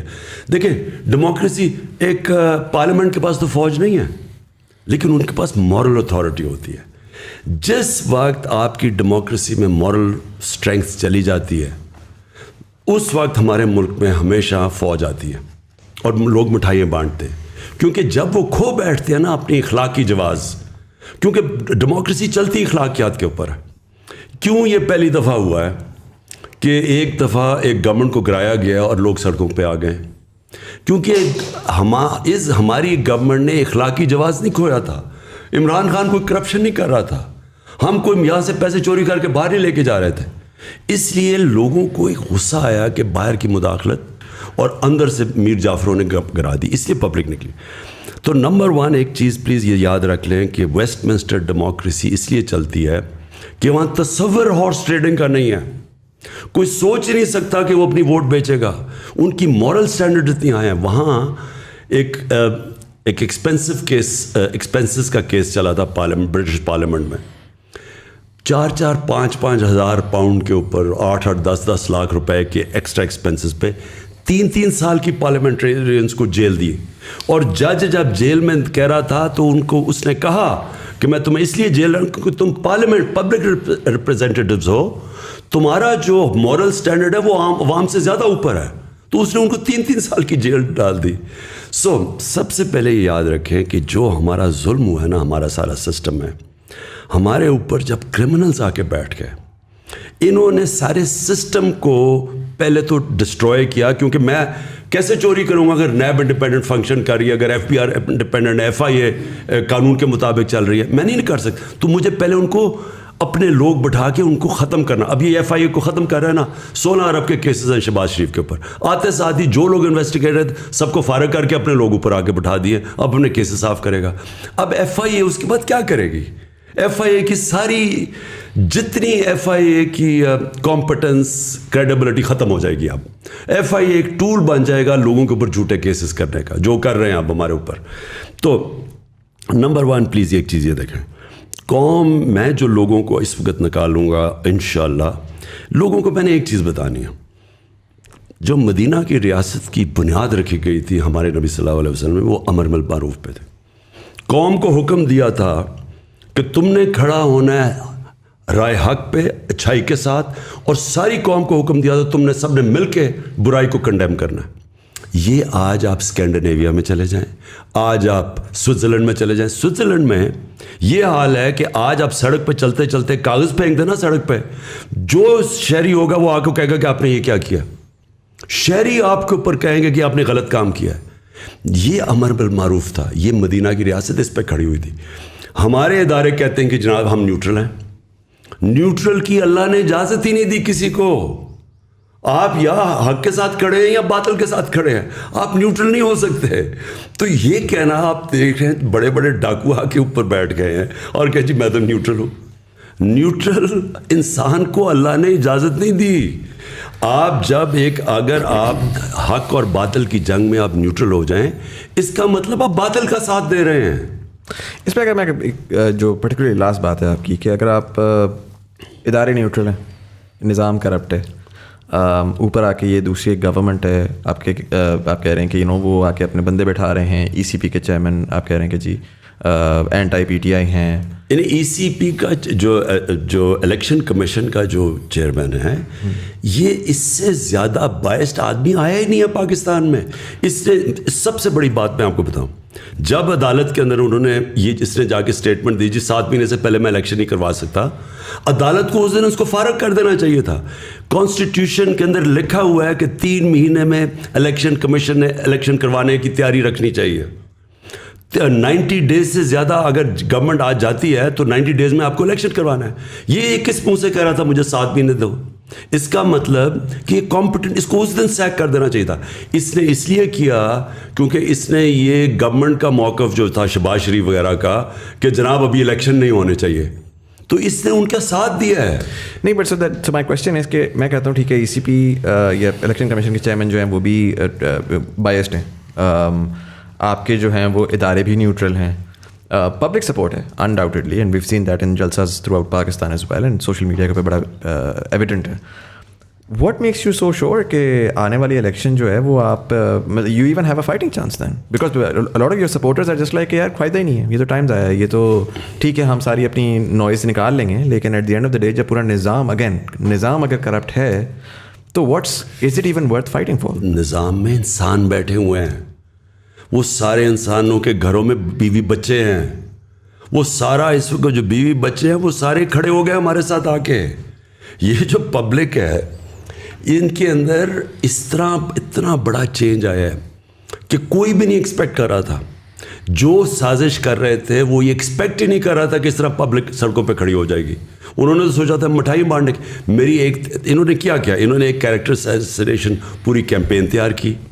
انہوں نے کرنا کیا تھا, انہوں نے کہنا تھا جیسے اس کو ہٹانا ہے, پہلے تو لوگوں نے کہنا ہے کہ اتنا ان پاپولر ہو گیا کیونکہ انہوں نے میڈیا پہ پوری کیمپین چلائی ہوئی تھی. مصدق کے اگینسٹ پہلے میڈیا پہ کیمپین چلی تھی, پیسے سی آئی اے نے پیسے خرچ کر کے کیمپین چلائی تھی. اور جب وہ کیمپین چل پڑی, پھر جب اس کو ہٹانا تھا تو لوگوں نے خوش ہونا تھا, اور پھر اس کی باقاعدہ کیریکٹر اسیسینیشن کرنی تھی جو انہوں نے تیار کی ہوئی ہے کیمپین. یہ ایکسپیکٹ ہی نہیں کر رہے تھے کہ پبلک اس طرح کھڑی ہو جائے گی. تو یہ خود شوق میں, اور یہ بھی نہیں ایکسپیکٹ کر رہے تھے کہ اداروں کے اندر لوگ سارے ہمارے ساتھ کھڑے ہو گئے ہیں. اس وقت اداروں کے اندر ان کے فیملیز سارے آج کھڑے ہیں. میں کیوں سمجھتا ہوں کہ اس وقت جو چینج آئے گا, یہ میں پہلی دفعہ اپنے 26 سال کی پالیٹکس میں, بلکہ اپنی زندگی میں نے کبھی اتنا بڑا چینج جو اب آ رہا ہے میں نے کبھی ایسا نہیں دیکھا. خان صاحب, ابھی آپ مورل اسٹینڈنگ کی بات کر رہے تھے, مجھے تھوڑا چیزوں کو گراس روٹ پہ اس پرسپیکٹو سے دیکھنا مجھے ذرا پریفر کرتا ہوں. مورل اسٹینڈنگ آتی ہے اچھی تربیت سے, اس میں آپ کی ہر چیز انوالو ہو جاتی ہے. آپ کے گھر میں کیا تربیت دی جا رہی ہے, آپ کے اسکول میں, تعلیمی اداروں میں, آپ کے مدرسوں میں, جہاں سے بھی آپ تعلیم لے رہے ہیں. آپ اگر آج دیکھیں جین زی جو ہے, میں ان سے ذرا تعلق بہت کلوزلی کنیکٹیڈ رہتا ہوں ان کے ساتھ میں. آپ ٹی وی کے چینلز گھمائیں, پورے 70 چینل جتنے بھی ہیں, آپ کو بچوں کا ایک کانٹینٹ نہیں دکھتا. And I think we owe it to the children, کیونکہ ہم نے اپنی جیسی زندگی گزار لی. یہ آپ جو بھی جد و جہد کر رہے ہیں آپ آنے والی نسلوں کے لیے کر رہے ہیں, رائٹ؟ وہ کہتے ہیں نا, you never get to experience the shade of the tree that you plant. تو کسی بھی چینل پہ بچوں کا کوئی بھی پروگرام نہیں آتا, اور نہ ہی کوئی سائنس کا پروگرام آتا ہے. کسی زمانے میں نیشنل جیوگرافک اور ڈسکوری آتے تھے ہندی میں, لیکن چونکہ وہ ہندی میں آتے تھے تو وہ ہندو کنسیڈر کیے گئے, وہ بین ہو گئے. بچے مانگتے ہیں انسپریشن. ظاہر ہے بچوں نے, بہت سارے بچوں نے آپ کو دیکھا, انسپائر ہوئے, آج وہ ٹیم میں کھیل رہے ہیں, ماشاءاللہ اچھی پرفارمنس کر رہے ہیں. تو جب آپ کے پاس ہیروز بھی نہیں ہوں گے, آپ ان کو کوئی انسپریشنل کانٹینٹ بھی نہیں دکھائیں گے, آپ ان کو چاہے وہ ریلیجیس کانٹینٹ ہو یا سائنٹیفک کانٹینٹ ہو. میری فواد چودھری صاحب سے بھی اس معاملے میں ڈسکشن ہوئی تھی جب وہ منسٹری آف سائنس ہیڈ کرے, تو ان کو آئیڈیاز اچھے لگے, مگر وہ ظاہر بات ہے کہ ہماری جو بھی گورنمنٹ آتی ہے وہ اپنا سارا ٹائم لڑائی میں نکال دیتی ہے, اور وہ کام ہو نہیں پاتا. وہ اپنے آپ کو بچانے میں پورا ٹائم نکل جاتا ہے. پہلے سال سمجھ آتا ہے, آخری سال الیکشن کی تیاری ہوتی ہے, بیچ میں جو 3 سال ہوتے ہیں اس میں بھی کووڈ آ گیا. تو اس طرح کی کوئی بھی چیز جو ہے آپ دیکھیں نہیں نظر آ رہی. اور یہ آئی تھنک ہمیں آج اس چیز کا اندازہ نہیں ہو رہا, لیکن ان دا کمنگ 10-20 ایئرس آپ اگر چائنا کی مثال دیکھیں, چائنا میں جو ہے ٹک ٹاک پہ باقاعدہ میتھ کے سوال آتے ہیں, بچوں کو کوئز کرواتے ہیں. انڈیا میں آپ دیکھ لیں بہت انسپائرنگ کانٹینٹ بنایا جاتا ہے, چاہے وہ یوٹیوب کا ہو, چاہے وہ ٹی وی کا ہو, ان کی even film industry soft power کے تھرو. تو یہ ایک بہت بڑا گیپ ہے, and I think we owe it to the children of this country. تو جو morality ہے نا اور ایتھکس, یہ ساری چیزیں میں نے جب مدینہ کی ریاست کی بات کرتا ہوں تو یہ ایک بڑا کیئرفلی ہمارے نبی صلی اللہ علیہ وسلم نے لوگوں میں کلٹیویٹ کیا تھا. میں نے رحمۃ للعالمین اتھارٹی بنائی. وہ کیوں بنائی؟ اس کا صرف ایک مقصد تھا کہ لوگوں کو سیرت نبی سے ان کی ایتھکس امپروو کریں. بچوں کو نبی صلی اللہ علیہ وسلم جو دنیا میں کبھی اس طرح کا اتنا عظیم انسان نہ آ سکتا نہ آیا, ان کی زندگی سے وہ بتائیں تو صحیح کہ وہ کیا ریولوشن آئی ہے. دیکھیں, لوگوں کو یہی نہیں پتا کہ جب وہ 10 سال میں 622 سے لے کے 632 تک, وہ جو ان کے 10 سال تھے مدینہ میں, وہ دنیا کا سب سے بڑا انقلاب آیا. آپ کو پتہ ہے جو ٹوٹل لوگ مرے جنگوں کے اندر 10 سالوں میں, وہ 1200 تھے. 1200-1300 ٹوٹل لوگ مرے. سو ایکچولی وہ ایک فکری انقلاب آیا تھا. وہ ذہن چینج ہوئے تھے, انسان چینج ہوئے تھے. وہ جب تک آپ سیرت نبی نہ پڑھیں تو آپ کو پتہ ہی نہیں چلے گا کہ وہ کیا ہوا تھا. ہم نے اس لیے فیصلہ کیا کہ بچوں کو پڑھائیں سیرت نبی. اور میں نے پھر یہ بھی, کیونکہ اس وقت بہت بڑا اسالٹ ہے ویسٹرن کلچر, میں سب سے بہتر جانتا ہوں, میں نے اتنی زندگی 30 سال یعنی آف اینڈ آن وہاں گزارے. جب تک آپ نے جو بات کی میڈیا کے اوپر, کانٹینٹ ٹی وی پہ, فلموں میں, ہم اس کو اپنی کلچر اور اپنی دین کے ساتھ سنکرونائز نہیں کریں گے. ہم پھنسے رہیں گے بالی ووڈ اور ہالی ووڈ, جن کے کلچر ہمیں پوری طرح سمجھ نہیں ہے کہ ان کی وہ کانٹینٹ نے کتنا بڑا ان کے کلچروں میں فائدے کیا کروایا اور نقصان کیا کروایا. آج وہاں فیملی سسٹم ٹوٹ چکا ہے. ہندوستان کے اندر ان کا جو ہالی ووڈ بالی ووڈ کلچر ہے وہ ان کی فیملی سسٹم کو ڈیوسٹیٹ کر رہا ہے. ہم اس کو جب اپنائیں گے تو ہمیں پتہ چلنا چاہیے کہ اس کے کانسیکوینس کیا ہے. اس وقت پاکستان اور مسلم دنیا میں جو چیز بچی ہوئی ہے وہ ہے ہمارا فیملی سسٹم. آپ جتنی ولگیرٹی اپنے ملک کے اندر لے کے آئیں گے, اور آپ ٹی وی پہ اور آپ موبائل فون کے اوپر جو کانٹینٹ ہے, جو پون ہے اس کے اوپر جس طرح کی چیزیں ہیں, آپ جتنا اس کو بڑھاتے جائیں گے اس کا ڈائریکٹ امپیکٹ پڑتا ہے فیملی سسٹم پہ. جو پردے کا کانسیپٹ ہے وہ صرف کپڑوں کا نہیں ہے. سارا پردے کا اگر آپ صحیح معنی میں کوئی ایکسپلین کریں لوگوں کو, اس کے پاس فلسفہ ہے کیا, وہ بیسکلی فیملی سسٹم کو بچانے کے لیے. آپ جتنی ولگیرٹی بڑھائیں گے, فحاشی بڑھائیں گے, آپ کا فیملی سسٹم افیکٹ ہو. ہالی ووڈ کے اندر ایک شادی کی ایوریج لائف سپین 2.5 سال ہے. 2.5 سال شادی لاسٹ کرتی ہے, کیونکہ وہ جو لائف سٹائل ہے اس میں خاندانی نظام چلتا نہیں ہے. تو میں یہ چاہتا تھا کہ پہلے تو ہم بچوں کی تربیت کروائیں اسکولوں سے سیرت نبی سے, کیونکہ انہوں نے مدینہ میں یہی امر بالمعروف اس کی بیسس رکھی تھی سوسائٹی میں. سیکنڈلی ہم کاؤنٹر کریں, جس طرح میں وہ ترکی کا جو سیریل تھا ٹی وی ارطغرل, اس کو میں جو یہاں لے کے آیا تھا پریزیڈنٹ اردوغان سے بات کر کے, اس کا مقصد یہ تھا کہ ہم آلٹرنیٹ لوگوں کو دکھائیں کہ ایک ایسا کلچر ہے جس میں یہ سارا جو فحاشی ہے, جو یہ بالی ووڈ وغیرہ جو گند ہے بالکل, جو تباہی کر رہا ہے, وہ ادھر بھی تباہی کر چکا ہے. ہالی ووڈ کے اندر جو ہم نے اپنی پہلے ایڈلٹس ہوتی تھیں 50 سال فلم کیا ہوتی تھی, اور آج آپ دیکھ لیں اور اس کا ایفیکٹ دیکھ لیں معاشرے میں. تو ہمیں دیکھیں کلچر ایکسچینج ہمیشہ ہوتا ہے, لیکن ایک ملک میں ایبلٹی ہونی چاہیے کہ کون سی کلچر کی چیزیں ہم نے لینی ہے اور کون سی نہیں لینی. آپ اگر پوری طرح چیزیں لے آئیں گے, اس کا جو آپ کو کانسیکوینسز ہی نہیں پتا کہ آپ کی سوسائٹی پہ کیا ہو. اس کا سب سے بڑا آج کانسیکوینس ہے کہ آپ فاسٹسٹ رائزنگ کرائم آج پاکستان میں, جب میں نے آئی جیز بلا کے ان سے چیک کیا تو چائلڈ ابیوس اور ریپ یہ سب سے تیزی سے بڑھ رہی ہے پاکستان میں کرائم. سو خان صاحب, جیسے آپ نے ذکر کیا کہ دوبارہ گورنمنٹ میں ہم میجورٹی میں آتے ہیں, لیکن جس طرح کا وہی والی بات جو مزمل نے کی کہ جس طرح کا نظام آلریڈی چل رہا ہے, مطلب اس میں آ کے پولیس ریفارمز کیسے ہو سکتی ہیں؟ مطلب آپ کے دور میں بھی 6 سے زیادہ آئی جیز پنجاب میں بار بار لوگ چینج ہو رہے ہیں, منسٹریز میں چینج ہو رہے ہیں. سو اس دفعہ ایسی کیا چیز ہے جو ڈفرینٹ ہوگی؟ اور اس سے بھی زیادہ اگر آپ جو اداروں والی سائڈ ہے وہ مطلب آپ کے خیال سے وہ ابھی بھی نیوٹرل ہی رہیں گے جب آپ آتے ہیں, یا وہ آپ کو سپورٹ کریں گے؟ اور ایک بہت بڑا جو نیریٹو پچھلے 60 سالوں سے پاکستان میں کہ جی ان کی سپورٹ کے بغیر تو آپ آ ہی کوئی نہیں سکتا. سو جتنی مرضی آپ کے پاس پبلک آ جاتی ہے, ڈو یو فیل لائک کہ یو ول کم بیک؟ دیکھیں, اس کو جب پبلک اس طرح موبلائز ہو جائے نا, دنیا کی تاریخ بتاتی ہے اس کو کوئی نہیں روک سکتا. میں نے تو ایک دفعہ اس طرح کی موبلائزیشن دیکھی تھی, اور اس میں کوئی شک نہیں کہ تب واقعی ایک فری اینڈ فیئر الیکشن ہوا تھا 1970 میں ذوالفقار علی بھٹو کا.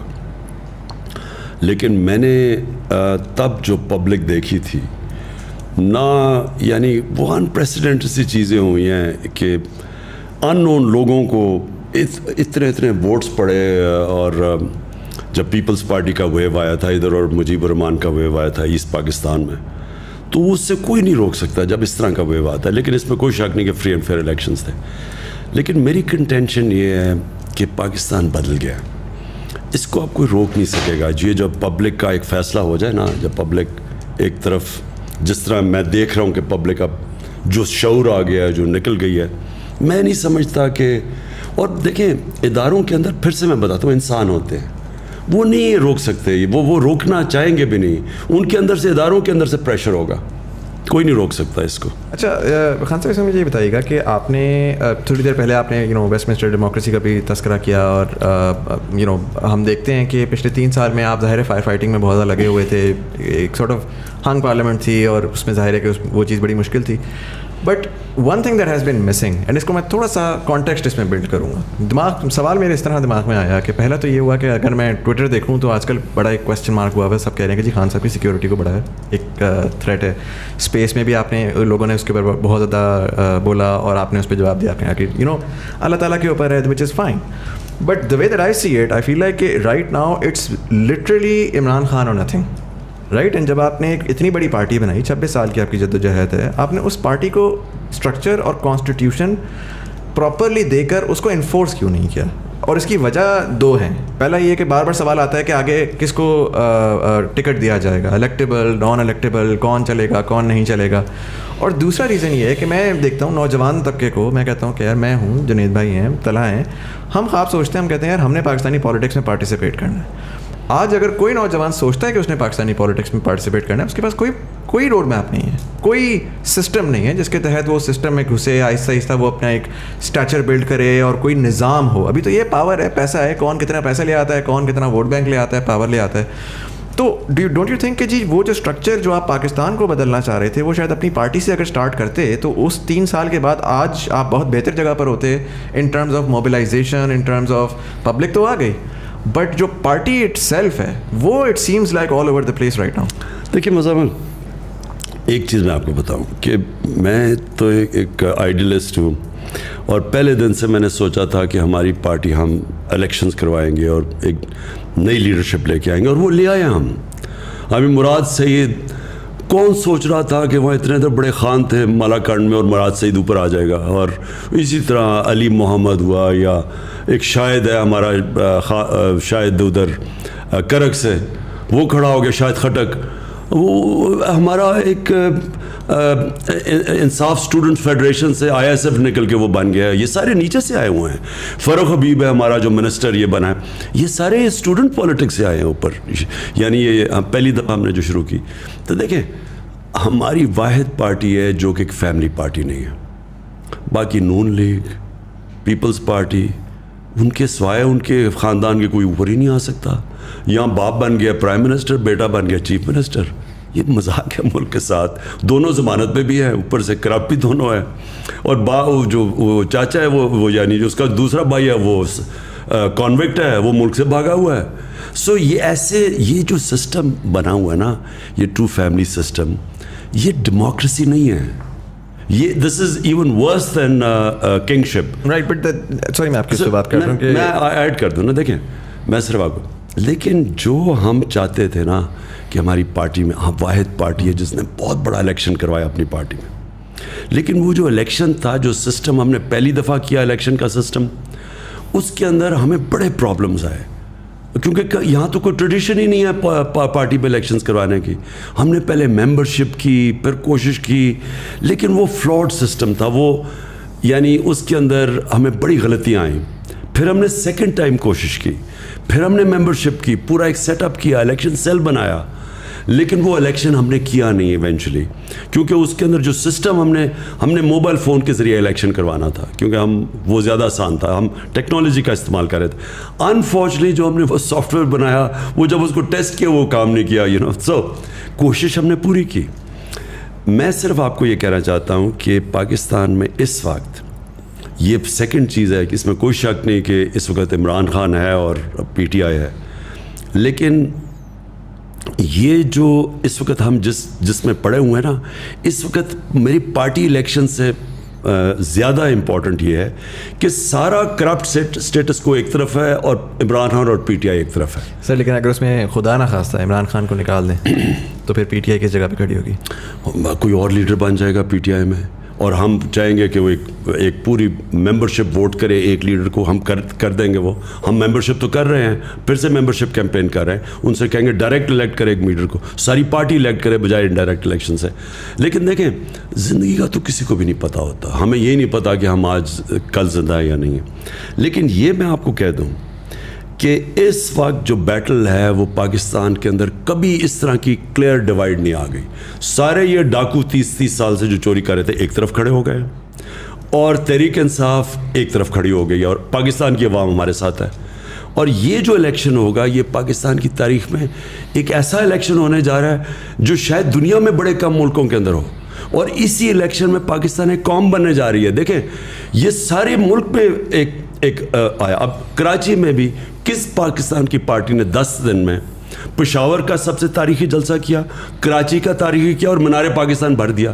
انہوں نے 11 پارٹیز نے مل کے منار پاکستان کا 5% نہیں بھرا. اس باری اتنا بڑا کراؤڈ آیا کہ باہر بھی لوگ اندر ہی نہیں گھس سکے. سو دیئرفور یہ ایک یونیک چینج آ رہا ہے پاکستان میں. تو میں نے جب آپ نے کہا نا مکس فیلنگ شروع میں کہ آپ کو ہٹنے سے کیا ہوا, ایک طرف تو مجھے یہ جو سازش کامیاب ہوتے ہوئے میں تو شوق میں چلا گیا کہ ساری ایک پورے اتنے زیادہ لوگوں کو اکٹھا ہونا تھا مجھے شکست دینے کے لیے.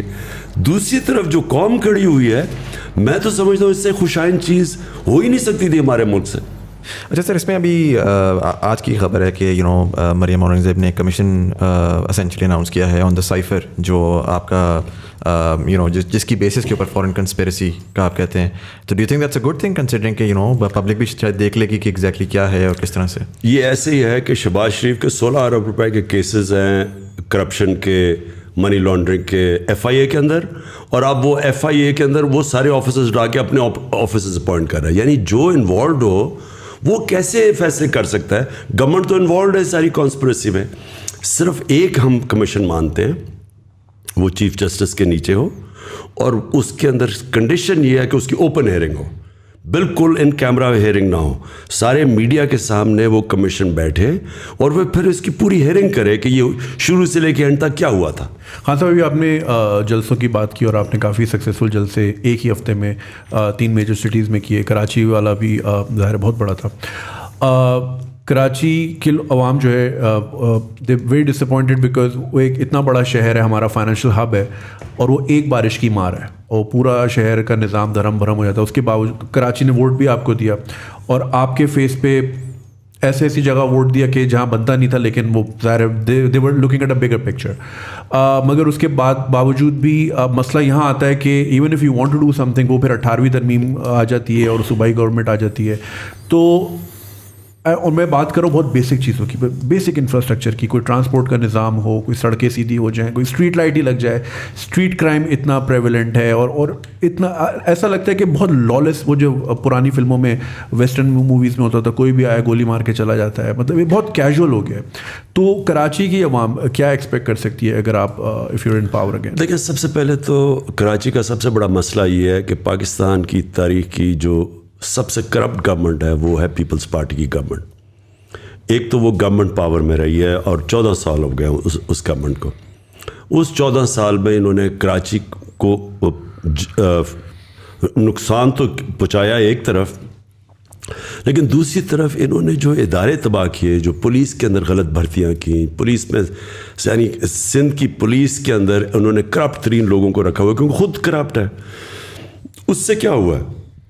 سب سے پہلے تو کراچی میں جو لالسنس ہے, اگر آج رینجرز آپ ہٹا دیں تو کراچی تو فری فار آل ہو جائے. جو بھی تھوڑا بہت قانون ہے وہ جو لا اینڈ آرڈر ہے وہ رینجرز کی وجہ سے. اس کا مطلب گورنمنٹ تو فیل ہو گئی. اس کا مطلب جو کام گورنمنٹ کا تھا یہ رینجرز کا تو کام لا اینڈ آرڈر نہیں ہے. لیکن اس سے سب سے بڑی چیز یہ ہے کہ دیکھیں کراچی جس طرح لاہور ہے, جس طرح اسلام آباد ہے, جو بڑے بڑے شہر ہیں, جس طرح پشاور ہے, ملتان ہے, جب تک یہاں سٹی گورنمنٹس نہیں بنیں گی, جس طرح لنڈن کی ہے, لنڈن میئر ہے, وہ پوری ایک گورنمنٹ ہوتی ہے. لنڈن کو چلانے کے لیے ایک سپریٹ گورنمنٹ ہوتی ہے, وہ ڈائریکٹلی الیکشن سے وہ آتی ہے. ہم نے جو لوکل گورنمنٹ سسٹم بنایا ہے اس میں ڈائریکٹلی الیکٹڈ میئرز ہوں گے, ناظم ہوں گے, جو کہ پورے شہر کو ان کی کیبنٹ چلائے گی اس شہر کو. وہ جب تک ہم وہ سسٹم نہیں لے آئیں گے, وہ اپنے پیسے خود اکٹھے کریں گے, ریونیو اکٹھا کرنا ان کا کام ہوگا. ان کے اندر ایکسپرٹس بیٹھے ہوں گے جو پانی کے بھی ایکسپرٹ ہوں گے, سوریج سسٹم کے بھی ہوں گے, پولیس ان کے نیچے ہوگی. جب تک ایک بڑے شہروں کو آپ جس طرح نیو یارک چلتا ہے, جس طرح لنڈن چلتا ہے, پیرس چلتا ہے, تہران چلتا ہے, آپ آج تہران چلے جائیں, سینکشنز کے باوجود جو آپ تہران کی فنکشننگ دیکھیں گے آپ حیران ہو جائیں گے کہ وہ لگے گا امیر ترین ملک لگتا ہے. وہ سارا صاف ستھرا شہر, ماڈرن سٹی, کیونکہ ان کی تہران کی اپنی گورنمنٹ ہے, وہ اپنے پیسے اکٹھے کرتی ہے. ہمارا کیا پرابلم ہے کہ ہم جو بجٹ ہے پروونس کا اس سے ہم شہروں کو فنڈ کرنے کی کوشش کرتے ہیں. وہ یا تو وہ شہباز شریف کے زمانے میں کہ سارا 56% بجٹ پنجاب کا آپ لگا دیں لاہور کے اوپر اور وہ باقی سارا پیچھے رہ جاتا ہے, یا سندھ میں دیکھ لیں وہ سارا جو مین بجٹ ہے وہ انٹیریئر سندھ میں, کیونکہ وہاں سے ووٹ لے کے آتے ہیں. کراچی کو پیسے نہیں ملتے, کراچی کھنڈر بن چکا ہے. تو اس کا صرف ایک نتیجہ ہے کہ ان شہروں کو ان کی اپنی الیکٹڈ, ایک ڈائریکٹلی الیکٹڈ ان کا میئر بنے, ناظم بنے, وہ پھر اپنی کیبنٹ بنائے اور وہ پھر اس کو چلانے کے لیے اور اب چلائے بھی اور پیسے بھی اکٹھے کرے, وہی ذمہ دار ہو. آپ یقین نہیں کریں گے, میں جب بھی اسلام آباد یا لاہور آتا ہوں میں اکثر لوگوں کو دیکھتا ہوں باہر سے ہاتھ ڈال کے گیٹ کنڈی کھول کے چلے جاتے ہیں. ہمیں گلی کے کونے سے پہلے فون کر دینا ہوتا ہے کہ گیٹ پہ آ جاؤ, کیونکہ وہ جو تھوڑی دیر آپ کی گاڑی کھڑی ہوتی ہے اور گیٹ کھلتا ہے اس میں ٹرانزیکشن ہو جاتی ہے. تو مطلب ہمارے لیے اتنا ایلین کانسیپٹ ہے کہ ATM کے اندر بندہ جاتا ہے نا تو باہر والا اندر والے سے ڈر رہا ہوتا ہے, اندر والا باہر والے سے ڈر رہا ہوتا ہے. نہیں تو جب اوپر گورنمنٹ کرمنلز کی ہو, آپ دیکھیں نا ان کے سارے زرداری کے اوپر کرپشن کیسز, وہ ضمانت پہ ہے, چیف منسٹر ہے وہ اس کے اوپر کرپشن کیسز ہیں, وہ جان کے. اب میں پھر سے یہ کہتا ہوں کہ ان 3.5 سال میں سارے کیسز تو پرانے بنے ہوئے تھے, ہم نے تو بنائے نہیں, ان کو پکڑائی کسی نے نہیں. جو سسٹم تھا وہ ایکسیپٹ کرتا ہے کرپشن آف دا پاورفل, طاقتور کی کرپشن. جو ہمارا انصاف کا جو بھی طاقتور جن کے ہاتھ میں تھا وہ اس کو اتنا برا نہیں سمجھتے, وہ ایکسیپٹ کر جاتے ہیں. تو جب وہ اوپر بیٹھ جائیں تو آپ کیا سمجھیں گے کہ تھانہ دار ایماندار بن جائے گا. So just adding to that, پچھلے 3 سالوں میں بھی ہم نے کوئی دیکھا نہیں کہ کوئی کسی بندے کو پراپر سزا ہوئی. وہ شروع میں آپ نے وعدہ کیا تھا کہ ہم بلینز آف ڈالرز واپس لائیں گے. اب آئی تھنک شروع میں آپ نے ذکر کیا کہ ججز ایسے بیٹھے ہوئے ہیں, نیب میں ایسے لوگ ہیں, بٹ جب آپ کی گورنمنٹ تھی تو آپ اگر ان کو ریپلیس کر کے اپنے بندے لاتے ہیں. نیب کو نیب ایک انڈیپینڈنٹ اینٹی ہے. اس کو ان کا جو چیئرمین تھا جو ہے ابھی وہ نون لیگ کے زمانے میں اس کو اپوائنٹ کیا گیا تھا. ہم اس کو ریموو نہیں کر سکتے, ہم نیب کے اندر کوئی چینجز نہیں کر سکتے بائی لا. سو دیئرفور نیب ہمارے کنٹرول میں نہیں اور عدلیہ آزاد ہے. تو آپ اب FIA کے کیسز تھے, ہمارا جو ہم نے پکڑا یہ جو اس کی انہوں نے جو اپنے وہ جو بھی شوگر مل تھی ان کی, اس کے اندر یہ جو 16 ارب روپے کے پکڑے جو نوکروں کے نام پہ انہوں نے پیسے لیے ہوئے تھے. اب وہ تو اوپن اینڈ شٹ کیس ہے. اب ہم کریں کیا, وہ کیس ہی نہیں لگتا تھا. وہ کیس لگتا ہے کہ درد ہے, کمر درد ہے, یہ وہ ہے. میں کہتا ہوں بچایا گیا ہے اس کو, باقاعدہ اس کو بچایا گیا ہے. اور ہم پوری کوشش کرتے رہے, ہم نہیں کامیاب ہوئے. اس لیے میں کہتا ہوں کہ ہماری اس وقت ہماری جو گورنمنٹ تھی اس کو جب تک پوری پاور سے گورنمنٹ نہیں آتی, جس کو فکر نہ ہو سارا وقت کے اپنی پارلیمنٹ پارٹی بھی رکھو, پھر ایلائز کو بھی ساتھ رکھو, پھر وہ ان کو وہ ناراض ہو جاتے تھے, پھر وہ اپوزیشن ساری ان کی کرمنلز کی اکٹھی تھی, وہ پورا بلیک میل کرتی تھی. تو ہمیں ایک بڑی کمزور گورنمنٹ ملی تھی. تو اس لیے میں ہمیشہ کہتا ہوں کہ اگر مجھے اس طرح کی آگے گورنمنٹ ملی, بہتر یہ ہے کہ ہم اپوزیشن میں بیٹھے بجائے گورنمنٹ چلائیں. ہاں سر, تھوڑا سا میں کانورزیشن کو سوئچ کروں گا لوکل پالیٹکس سے انٹرنیشنل پالیٹکس کی طرف. اور ہم نے دیکھا کہ دنیا جو ہے وہ ایک یونیپولر ورلڈ سے ملٹی پولر ورلڈ کی طرف بھی جا رہی ہے. ظاہر اس کی وجہ سے dynamics in foreign policy and lot of those things are changing as well.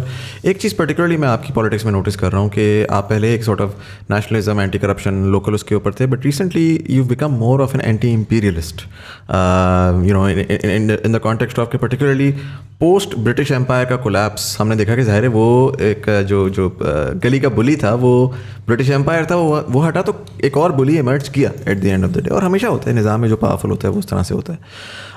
Y do you think first of all کہ that shift has happened particularly in your politics and in your language and a lot of the ways that you talk about a lot of things. And دوسرا یہ کہ in this multipolar world, how do you see Pakistan positioning itself? Because again بہت complicated time ہے, اور بہت ایسا time ہے جس کے اندر ہٹ اور مس ہے. ہمیں نہیں پتہ آنے والے وقت میں کس طریقے سے سچویشن ایوالو کرے گی.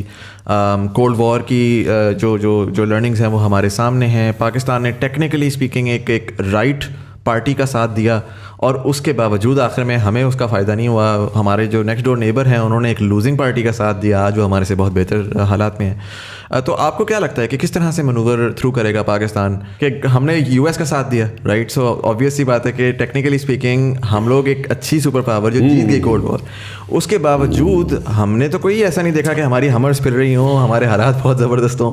آن the other hand India Russia کے ساتھ تھی, اور اس کے باوجود ان کی آئی ٹی انڈسٹری, ان کی انڈسٹری اوور آل تو بڑے اچھے نکل گئے ہمارے سے. دیکھیں جی, پہلے تو ایک چیز پہلے تو میں آپ کو یہ بتاؤں کہ میری اینٹی امپیریلزم ابھی سے پالیسیز نہیں تھی. میں وہ فرسٹ جنریشن پاکستانی تھا جس کو بار بار ہمارے ماں باپ نے بتایا تھا کہ تم بڑے خوش قسمت ہو, آزاد پاکستان میں پیدا ہوئے ہو.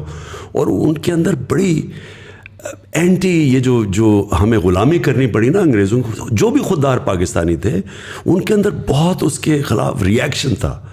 تو علامہ اقبال کی جو ساری شاعری ہے جو انہوں نے مسلمانوں کو جگانے کی کوشش کی, آپ وہ ساری شاعری اس کے اندر جو وہ کہتے ہیں کہ اس رزق سے موت اچھی ہے جس رزق سے پرواز میں کوتاہی آتی ہے. یعنی جب ایک خوددار قوم ہی اس کی پرواز اوپر ہوتی ہے. جب آپ غلامی کرتے ہیں تو آپ کبھی غلام نے کبھی بڑا کام نہیں کیا. کبھی کسی سوچا ہے کہ کلونیل جتنے ملک تھے ان میں سے کوئی مرج کیا ہو. جب یہ ایک آزاد قوم کھڑی ہوتی ہے, سو ہمیں مسئلہ یہ ہوا کہ ہم نے آتے ساتھ ہی انڈیا کے خوف سے ہم آ گئے امریکہ کے اس کے اندر سفیر آف انفلوئنس میں, اور سیٹو اور سینٹو کی ہم نے ان سے بغداد پیکٹ کا حصہ بن گئے. جب اسرائیل نے اور برطانیہ نے حملہ کیا مصر کے اوپر, جب ناصر نے سویز کینال کو نیشنلائز کیا, تو آپ سوچیں ہم برطانیہ کے ساتھ کھڑے ہو گئے, ہم وہ مسلمانوں کے ساتھ نہیں کھڑے ہوئے. تو کیونکہ ہم شروع میں ہی ایک ڈپینڈنسی سنڈرم آ گیا. ہندوستان نے آتے ساتھ ہی انڈیپینڈنس میں فارن پالیسی بنا لی. فرق کیا تھا, ہندوستان کی جو اس وقت جو ان کے چیف ایگزیکٹو تھے جواہر لال نہرو, انہوں نے پوری سٹرگل کی تھی انڈیپینڈنس کے لیے, آزادی کے لیے, جس طرح قائد اعظم نے کی تھی. اگر قائد اعظم رہ جاتے پاکستان میں تو انہوں نے کبھی ہمیں کسی کے سامنے ہاتھ پھیلانے نہیں دینا تھا, کیونکہ وہ خوددار انسان تھے اور ان کی پالیسی بھی خوددار ہونی تھی. ہمارے میں جو ڈپینڈنسی سنڈرم آ گیا, ہم نے ایڈ کے اوپر ریلائی کیا, ہم نے اپنے پیر پہ نہیں کھڑے ہوئے, اور وہ ذوالفقار علی بھٹو نے تھوڑی سی کوشش کی, اس کو فارغ کر دیا. اس کے خلاف بھی پوری سازش ہوئی, وہاں بھی سازش ہوئی, پھر مداخلت ہوئی, اور اس کو ہم نے فارغ کر دیا. اس کے بعد کبھی بھی پاکستان کی فارن پالیسی آزاد نہیں ہوئی. تو پہلے تو میں یہ کہہ دوں کہ میں ہمیشہ اینٹی پیریلسٹ تھا, کیونکہ میں تو وہ فرسٹ جنریشن پاکستانی تھا جس کو ماں باپ نے بتایا تھا تم ایک آزاد ملک میں پیدا ہوا اور آزادی کو ویلیو کرو. دوسری چیز, آپ نے یہ بات کی کہ جو ایمرجنگ سچویشن ہے دنیا میں, دیکھیں پاکستان کی پوزیشن ایک ہی ہونی چاہیے. ہمیں کبھی کسی بلاک کا حصہ نہیں بننا چاہیے. ہندوستان کسی بلاک کا حصہ نہیں بنا, ان کی خوددار پالیسی رہی, ان کی رسپیکٹ تھی دنیا میں, رہی زیادہ رسپیکٹ ان کی. ہم نے جو آخر میں یہ جو وار آن ٹیرر میں ہم نے آپ کی جو اپنے جو ذلت کمائی ہے, لوگ بھی مروائے, ملک کو بھی نقصان کروایا اور ذلت بھی ملی. پاکستانی کے ہر ایک پاسپورٹ سے پوچھے بیرون پاکستانی علیحدہ لائنوں میں کھڑے کرتے تھے. ہمیں most dangerous country in the world کر دیا. ہمارا قصور یہ تھا کہ ہم حکم ملا اور ہم ان کی جنگ میں شرکت کر گئے. میں چاہتا ہوں کہ پاکستان جس طرح اگر ہندوستان ہمارے ساتھ ہی آزاد ہوا تھا, ان کی انڈیپینڈنٹ فارن پالیسی ہے, وہ روس سے تیل لے رہے ہیں, انڈیا انگلینڈ امریکن ایلائی ہیں, وہ اسٹریٹجک ایلائی ہیں, اس کے باوجود وہ اپنے ملک کے لیے تیل ہے. ہمیں اجازت نہیں دی انہوں نے, اور یہ جو پتلا حکومت آئی ہے انہوں نے وہی کرنا ہے جو ان کو حکم ملنا ہے امپورٹڈ حکومت نے. لہٰذا میری فارن پالیسی بڑی کلیئر تھی, ہمیں سب سے اچھے تعلقات رکھنے چاہیے, اور یہ ہو جانا تھا. میں آپ کو بتاؤں, ایک امریکنوں کو تو عادت ہی نہیں تھی کہ پاکستان اپنی خوددار پالیسی ہوگا. انہوں نے تو جب انہوں نے حکم دیا روس کا دورہ کینسل کرو تو ان کو تو آئیڈیا نہیں تھا کہ پاکستان کینسل نہیں کرے گا. انہوں نے جب بیسز کا انہوں نے جب پروب کر رہے تھے انہوں نے کہا جو حکم کرے. سو ان کو بھی یہ جو نیو نارمل اس کو انہوں نے ایڈجسٹ ہو جانا تھا. انہوں نے یہ پتلے آ گئے ہیں اوپر اور یہ اب وہی کریں گے جو امریکہ کہے گا اپنے انٹرسٹ کے خلاف. خان صاحب جس سے گلوبل پوزیشننگ کی بات کی, پاکستان کا اوبیسلی پرسیپشن اتنا پازیٹیو نہیں ہے جتنا ہونا چاہیے تھا. We are not bad people, it's just we been on the wrong side of history by choice اور ادھر by someone else's choice. بہت سارے ملکوں کی ہم مثالیں دیکھتے ہیں وہ اپنی سافٹ پاور یوز کرتے ہیں, جیسے انڈیا کا بالی ووڈ ہے, وہ ایک کلچرل فینومینا تو ہے. ہم دیکھتے ہیں جسٹن ٹروڈو بھی بھنگڑا کر رہا ہوتا ہے کیونکہ اس کا ایک سافٹ پاور انہوں نے اس پہ ورکنگ کی ہے کافی. 1938 میں تھائی لینڈ کے کنگ نے ان کی اپنی حکومت کا ان کا ایک پروگرام تھا جہاں پہ انہوں نے تھائی شیفس پریپیئر کیے 3 قسم کے, ایک بہت فائن ڈائننگ کے, ایک مڈ ٹیئر اور ایک بالکل اسٹریٹ فوڈ, اور انہوں نے دنیا بھر میں اپنے شیفس پھیلا دیے. آپ کو اگر اسٹریٹ فوڈ کھانا ہے آپ کو نیو یارک میں بھی ملے گا, آپ کو فائن ڈائن کرنا ہے لنڈن میں بھی ملے گا. تو اس سے لوگوں میں پرسیپشن ایک تھرسٹ پیدا ہوئی کہ یار اگر تھائی فوڈ لنڈن میں اتنا اچھا مل رہا ہے آکسفورڈ اسٹریٹ پہ تو تھائی لینڈ میں کتنا اچھا ہوتا ہوگا. اور اس کا رزلٹ آج ہم دیکھتے ہیں کہ Thailand billions of dollars جو ہے خالی ٹورزم کی مد میں کماتا ہے. یہ چیزیں ہمارے یہاں اس طرح کی پالیسیز پہ کام ہوتا ہی نہیں. مینگو ڈپلومیسی ہم اتنی زبردست کر سکتے ہیں پوری دنیا میں, بہت ڈیمانڈ کریٹ کر سکتے ہیں, لیکن انفارچونیٹلی ہم اس طرف سوچتے نہیں ہیں. ایک انٹرنل سافٹ پاور ہوتی ہے, جیسے بنگلہ دیش نے جو ہے سیڈ پلانٹ کی اپنی عوام میں. انہوں نے اپنا سکہ جو جاری کیا جو ان کے کرنسی کا تھا اس میں انہوں نے جو امیجری یوز کی, انہوں نے دکھایا ایک ماں ہے, ایک باپ ہے اور 2 بچے ہیں, اور سکہ ہر غریب آدمی کی جیب میں جاتا ہے. تو ان کے ایک مینٹل میپنگ ہوئی کہ 2 بچے کرنے, تو انہوں نے پاپولیشن مینجمنٹ وہاں سے کرنا شروع کی جس کا رزلٹ آج کافی ہم حد تک دیکھتے ہیں. دوسرا 2000 کی دہائی میں انہوں نے ایک اور سکہ جاری کیا جس میں ایک بچہ اور لڑکی دونوں بیٹھے ہیں اور دونوں کے ہاتھ میں کتاب ہے. سو انہوں نے ایک میسج کنوے کیا کہ دونوں کو پڑھانا ہے, جس کا رزلٹ آج ہم دیکھتے ہیں کہ بنگلہ دیش میں خواتین جو ہیں ان کا رول بہت زیادہ ہے انڈسٹریز میں, اور ابھی شری لنکا کے جو کرائسس ہوئے ساری انڈسٹری موو ہو کے بنگلہ دیش چلے گئی, ہمارے ملک سے بہت گئی ہے.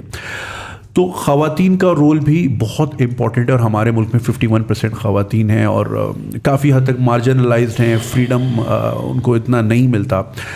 ہم ایک بہت بڑا ریسورس ضائع کر رہے ہیں اس طرح سے, چاہے وہ پالیسیز ہوں چاہے وہ ہماری اپنی ذاتی سوچ ہو. تو ان چیزوں پہ ہم کیا کام کر سکتے ہیں جو کہ آنے والے 20-25 سالوں میں ہمیں اس کا فروٹ حاصل ہو؟ دیکھیں پہلے تو یہ جو سافٹ پاور ہے نا, میں اس کا کوئی زیادہ فین نہیں ہوں. یہ سافٹ پاور کی ہم بار بار پہلی دفعہ ہم نے مشرف کے دور میں سنی تھی سافٹ پاور, اور وہ ہوتا یہ تھا کہ باہر سے جب ڈیلیگیشن آتے تھے تو ہم فیشن شوز ان کے سامنے کر دیتے تھے کہ جی یہ ہماری سافٹ پاور ہے.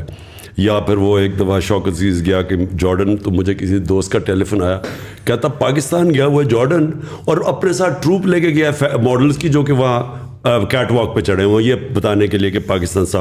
اور انلائٹنڈ ماڈریشن یہ بھی ایک مذاق تھا جس کی کسی کو آج تک سمجھ نہیں ہے کہ وہ مطلب کیا اس کا. یہ ہوتی ہے جب آپ میں احساس کمتری ہو تو آپ لوگوں کو خوش کرنے کے لیے بتاتے ہیں کہ جی ہم بھی آپ ہی کی طرح ہیں, یعنی اگر آپ فیشن شوز کر سکتے ہیں تو ہم بھی کر سکتے ہیں. اس سے کبھی کسی ملک کو عزت نہیں ملی. ہندوستان کو آپ نے پہلے نام لیا, ہندوستان کو عزت اس لیے ملی کہ انہوں نے اپنی عزت کروائی. کبھی مجال ہے ہندوستان میں کھڑے ہو کے یورپین یونین کے امبیسڈرز ہندوستان کو کہیں گے جی آپ یوکرین کے اوپر کنڈیم کریں رشیا کو, کسی کی ضرورت ہے کرنے کی, کیونکہ ان کو ریئیکشن آئے گا ہندوستان سے. ان کے پولیٹیشینز, ان کے لوگ الائنڈ ہیں, وہ اپنی جو ساورنٹی ہے اس کے ساتھ کھڑے ہو جاتے ہیں. ہم نے یہ اپنے یہ آخری 30 سالوں میں خاص طور پہ رمزی وہ جو ایمل کانسی کا, اس کو ہم نے امریکنوں کو پکڑا دیا. اس کے وکیل نے جب جج نے پوچھا کہ یہ تو کوئی قانون کارروائی کے بغیر آپ نے پکڑ کے اس کو لے آئے, کڈنیپ کر کے لے کے آئے ہیں. اس کے وکیل نے جج کو کہا کہ کڈنیپ کر کے لے کے آئے ہیں. تو جج نے پوچھا اس سے, پھر اس نے دونوں وکیلوں سے, اس نے کہا کیوں نہیں انہوں نے کارروائی کی. تو اس وکیل نے وہاں کہا ایمل کانسی کہ پاکستانی اپنی ماں بھی بیچ دے پیسے کے پیچھے. ڈالرز کے پیچھے. سو جب آپ اپنی عزت نہیں کرواتے, یہ نہ ایکسپیکٹ کریں دنیا عزت کرے گی.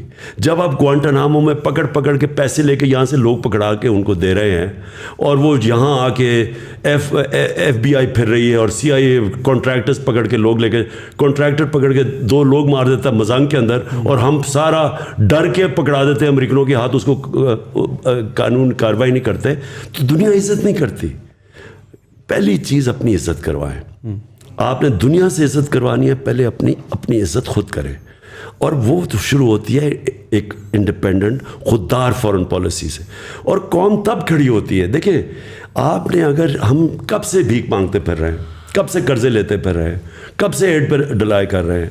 جب وہ سعودی عربیہ ہمارا جو جاتا ہے پرائم منسٹر, ساری قوم انتظار جی کیا پیسہ لے کے آئے گا.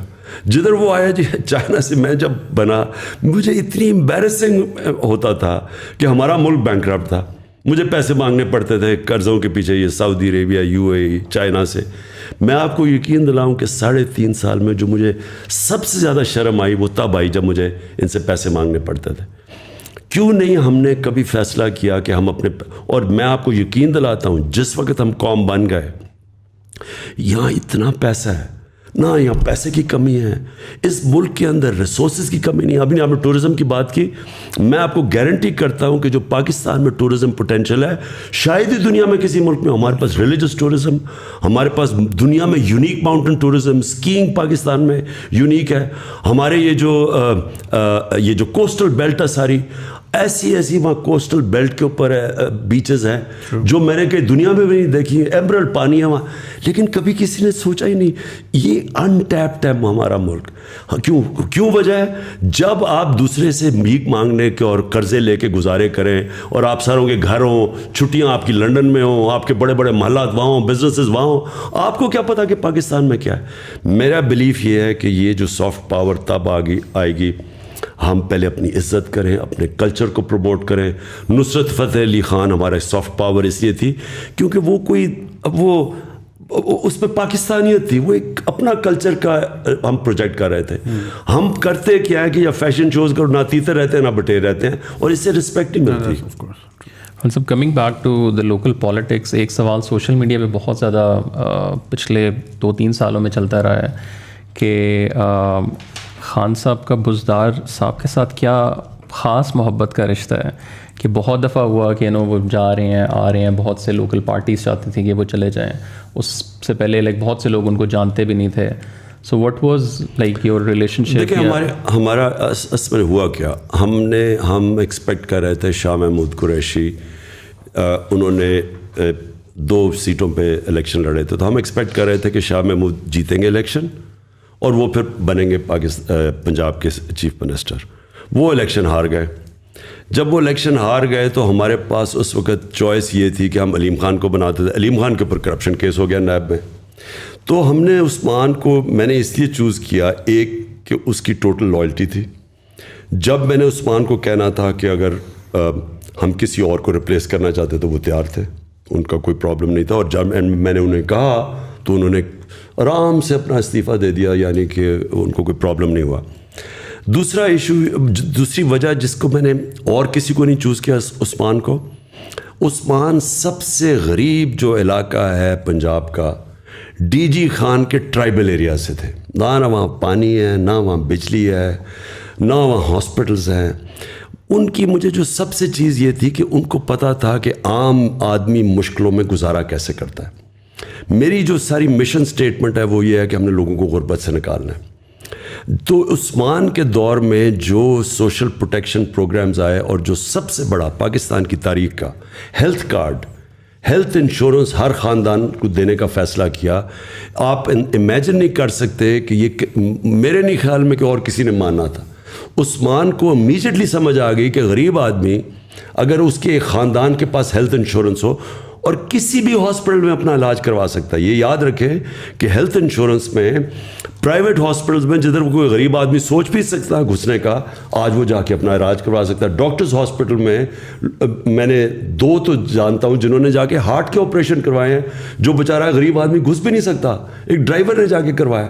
تو یہ جو اس کی تھی نا, کہ جو اس کی ایمپتھی تھی, اس کی جو اس کے اندر جو انسانیت تھی, وہ مجھے بڑا اپیل کیا کہ کیونکہ میں نے جب انٹرویو کیا تو میں نے اسے پوچھا کہ تم کیا کرنا چاہتے ہو. وہ کہتا ہے جی لوگوں کو بنیادی چیزیں ضرور, پانی مل جائے لوگوں کو, صاف پانی, لوگوں کے پاس بجلی پہنچ جائے, اور پھر ہاسپٹل ہو. یعنی جب ایک تکلیف میں انسان ہوتا ہے, دیکھیں جب تکلیف میں ہوتا ہے نا انسان, ایک گھر میں بیماری ہو گئی اور آپ کے پاس کہیں جانے کی جگہ نہیں ہے, وہ بے بسی وہ صرف وہ جانتے ہیں جو گزرے ہوں. تو مجھے اس کی بڑی یہ چیزیں پسند آئی, اور میں سمجھتا ہوں کہ اس نے بڑا اچھا کام کیا عثمان نے. سر یوتھ کے بارے میں ایک سوال کرنا چاہوں گا. پرٹیکولرلی ریسنٹلی ایک اسٹیٹمنٹ آئی تھی جس میں وہ تھا کہ یوتھ از ایل انفارمڈ. پھر ساتھ کل مالک صاحب ایک اینکر انہوں نے بھی یہ بات بولی کہ یوتھ جو ہے وہ شاید انفارمڈ ہے لیکن پولیٹیکلی وہ انٹلیکچوئل ڈیپتھ نہیں ہے. آئی فیل لائک کہ بڑا 60% of the population is youth right now. Pakistan میں میں دیکھ رہا تھا کہ اگر میں 18 سے 30 کی عمر نکالوں تو جو آپ کا ووٹ بینک ہے اس میں 44% ووٹ جو ہے وہ اس پاپولیشن کا. اسینشلی اگلی الیکشن یہ ڈیفائن کر سکتے ہیں کون جیتے گا کون نہیں جیتے گا. تو یہ جو اسٹیٹمنٹ ہے یہ آلموسٹ ایسے لگتا ہے کہ ایک نیریٹو بلڈ کیا جا رہا ہے, اور یہ بڑا ڈیمیجنگ ہے نوجوانوں کے لیے کہ یار ہم مطلب ہماری کیپیبلٹی کوئی نہیں ہے, ہم جو کر رہے ہیں جو سوچ رہے ہیں وہ ارریلیونٹ ہے. اور اسی کے ساتھ ساتھ تو پوچھنا میں یہ چاہوں گا, پر پہلے تو یہ کہ how do you see the youth, and دوسرا آپ کی کرنٹ گورنمنٹ میں بھی ہم نے دیکھا کہ youth even though you came in from the view of the youth, وہ ریپرزنٹیشن نہیں ملی, وہ یوتھ کو وہ اپرچونٹی نہیں ملی جو کہ ہم چاہتے تھے کہ یار شاید ہمیں ہماری بات سنی جائے گی. شاید ایک تو ایم این ایز میں زیادہ اماؤنٹ یوتھ کی ہوگی, بٹ چلیں ایم این ایز نہ بھی ہوں, اس کے بعد پھر آ کے یوتھ کو اٹھایا جائے گا اور ان سے پوچھا جائے گا کیا صحیح کیا غلط کیا کرنا چاہیے. لیکن ہم جاتے بھی تھے تو ہمیں جو ہے نا وہ بچے کہہ کے سائڈ پہ کر دیا جاتا تھا کہ یار یہ تو بچے, ان کو کیا پتا, 10 سال کی ایکسپیرینس 15 سال کی ڈگری. دنیا بڑی بدل چکی ہے اب, آج کل نئے نوجوان جو ہیں وہ بڑے انوویٹیو ہیں, وہ ڈسرپٹیو ہیں. ہم کہتے ہیں ہم نے ڈسرپشن کرنی ہے, لیکن اگر ہم یوتھ کا ویٹ کرتے رہیں گے کہ وہ جب 50 کے ہوں گے تبھی ڈسرپٹیو ہوں گے تو وہ تو دے لوز دے رہے ہیں. دیکھیں دو مختلف چیزیں. آپ نے یہ کہا کہ کسی نے یہ کہا کہ جو یوتھ کو سمجھ نہیں ہے یا یوتھ بڑی ایل انفارمڈ ہے, یہ بڑی ایک کانڈسینڈنگ ایک غلط ویو ہے. یوتھ کے اندر جو چیز ہوتی ہے وہ پیشن ہوتا ہے, جنون ہوتا ہے. جیسے جیسے آپ کی عمر ہوتی جاتی ہے تو آپ زیادہ ریئلزم پہ آ جاتے ہیں کہ جی یہ تو زمینی حقائق پہ آ جاتے ہیں, اور آپ میں وہ جو جنون اور جو خواب دیکھنا وہ ختم ہونا شروع ہو جاتا ہے. زندگی میں جب مار کھا کے انسان اس طرف پہنچ جاتا ہے. میں ہمیشہ سمجھتا ہوں کہ اصل میں انسان بوڑھا تب ہوتا ہے جب اس میں جنون ختم ہو جاتا ہے, جب اس کو خواب دیکھنا ختم ہو جاتا ہے. لیکن یوتھ کی یہ پاور ہوتی ہے کہ وہ بلیک اینڈ وائٹ میں دیکھتا ہے, اچھے برے میں دیکھتا ہے. اور یوتھ عموماً ریولوشنز جو آئی ہیں وہ ہمیشہ یوتھ لیڈ ہوتی ہیں. کبھی میری طرح کے بوڑھے ریولوشن نہیں لیڈ کرتے, یوتھ آتی ہے سامنے, اور یوتھ ان کے اور فور فرنٹ پہ ہوتی ہے ریولوشن کے, کیونکہ وہ ان میں پیشن, وہ ایک یوٹوپیا دیکھ رہے ہوتے ہیں, خواب دیکھ رہے ہوتے ہیں. یہ ان انفارم نہیں ہوتے, یہ آئیڈیلزم ہوتی ہے, اور یہ بہت ضروری ہوتی ہے ملک میں چینج لانے کی. اگر آپ نے یہ پرانے سسٹم جو کہ پٹا ہوا سسٹم جس نے ملک کو یہاں مقروض کر کے, اور یہ جو کہتا ہے نا لائف سپورٹ مشین پہ رکھا ہوا ہے, اور یہ کہتا ہے بیگرز آر ناٹ چوزرز, تو یہ کس نے کیا تھا؟ یہی لوگ ہیں 30 سال سے جو باریاں لے رہے ہیں, انہوں نے تو یہاں تک پہنچایا ہے. تو ان کو جب ہٹائے گا تو وہ ایک یوتھ کا جنون ہٹائے گا, جو میرا ایمان ہے کہ یہ بالکل وائپ آؤٹ ہو جائیں گے اس آنے والی الیکشن میں. یہ جو پرانے لوگ ہیں اور ان کو یوتھ ان کو ہٹائے گا.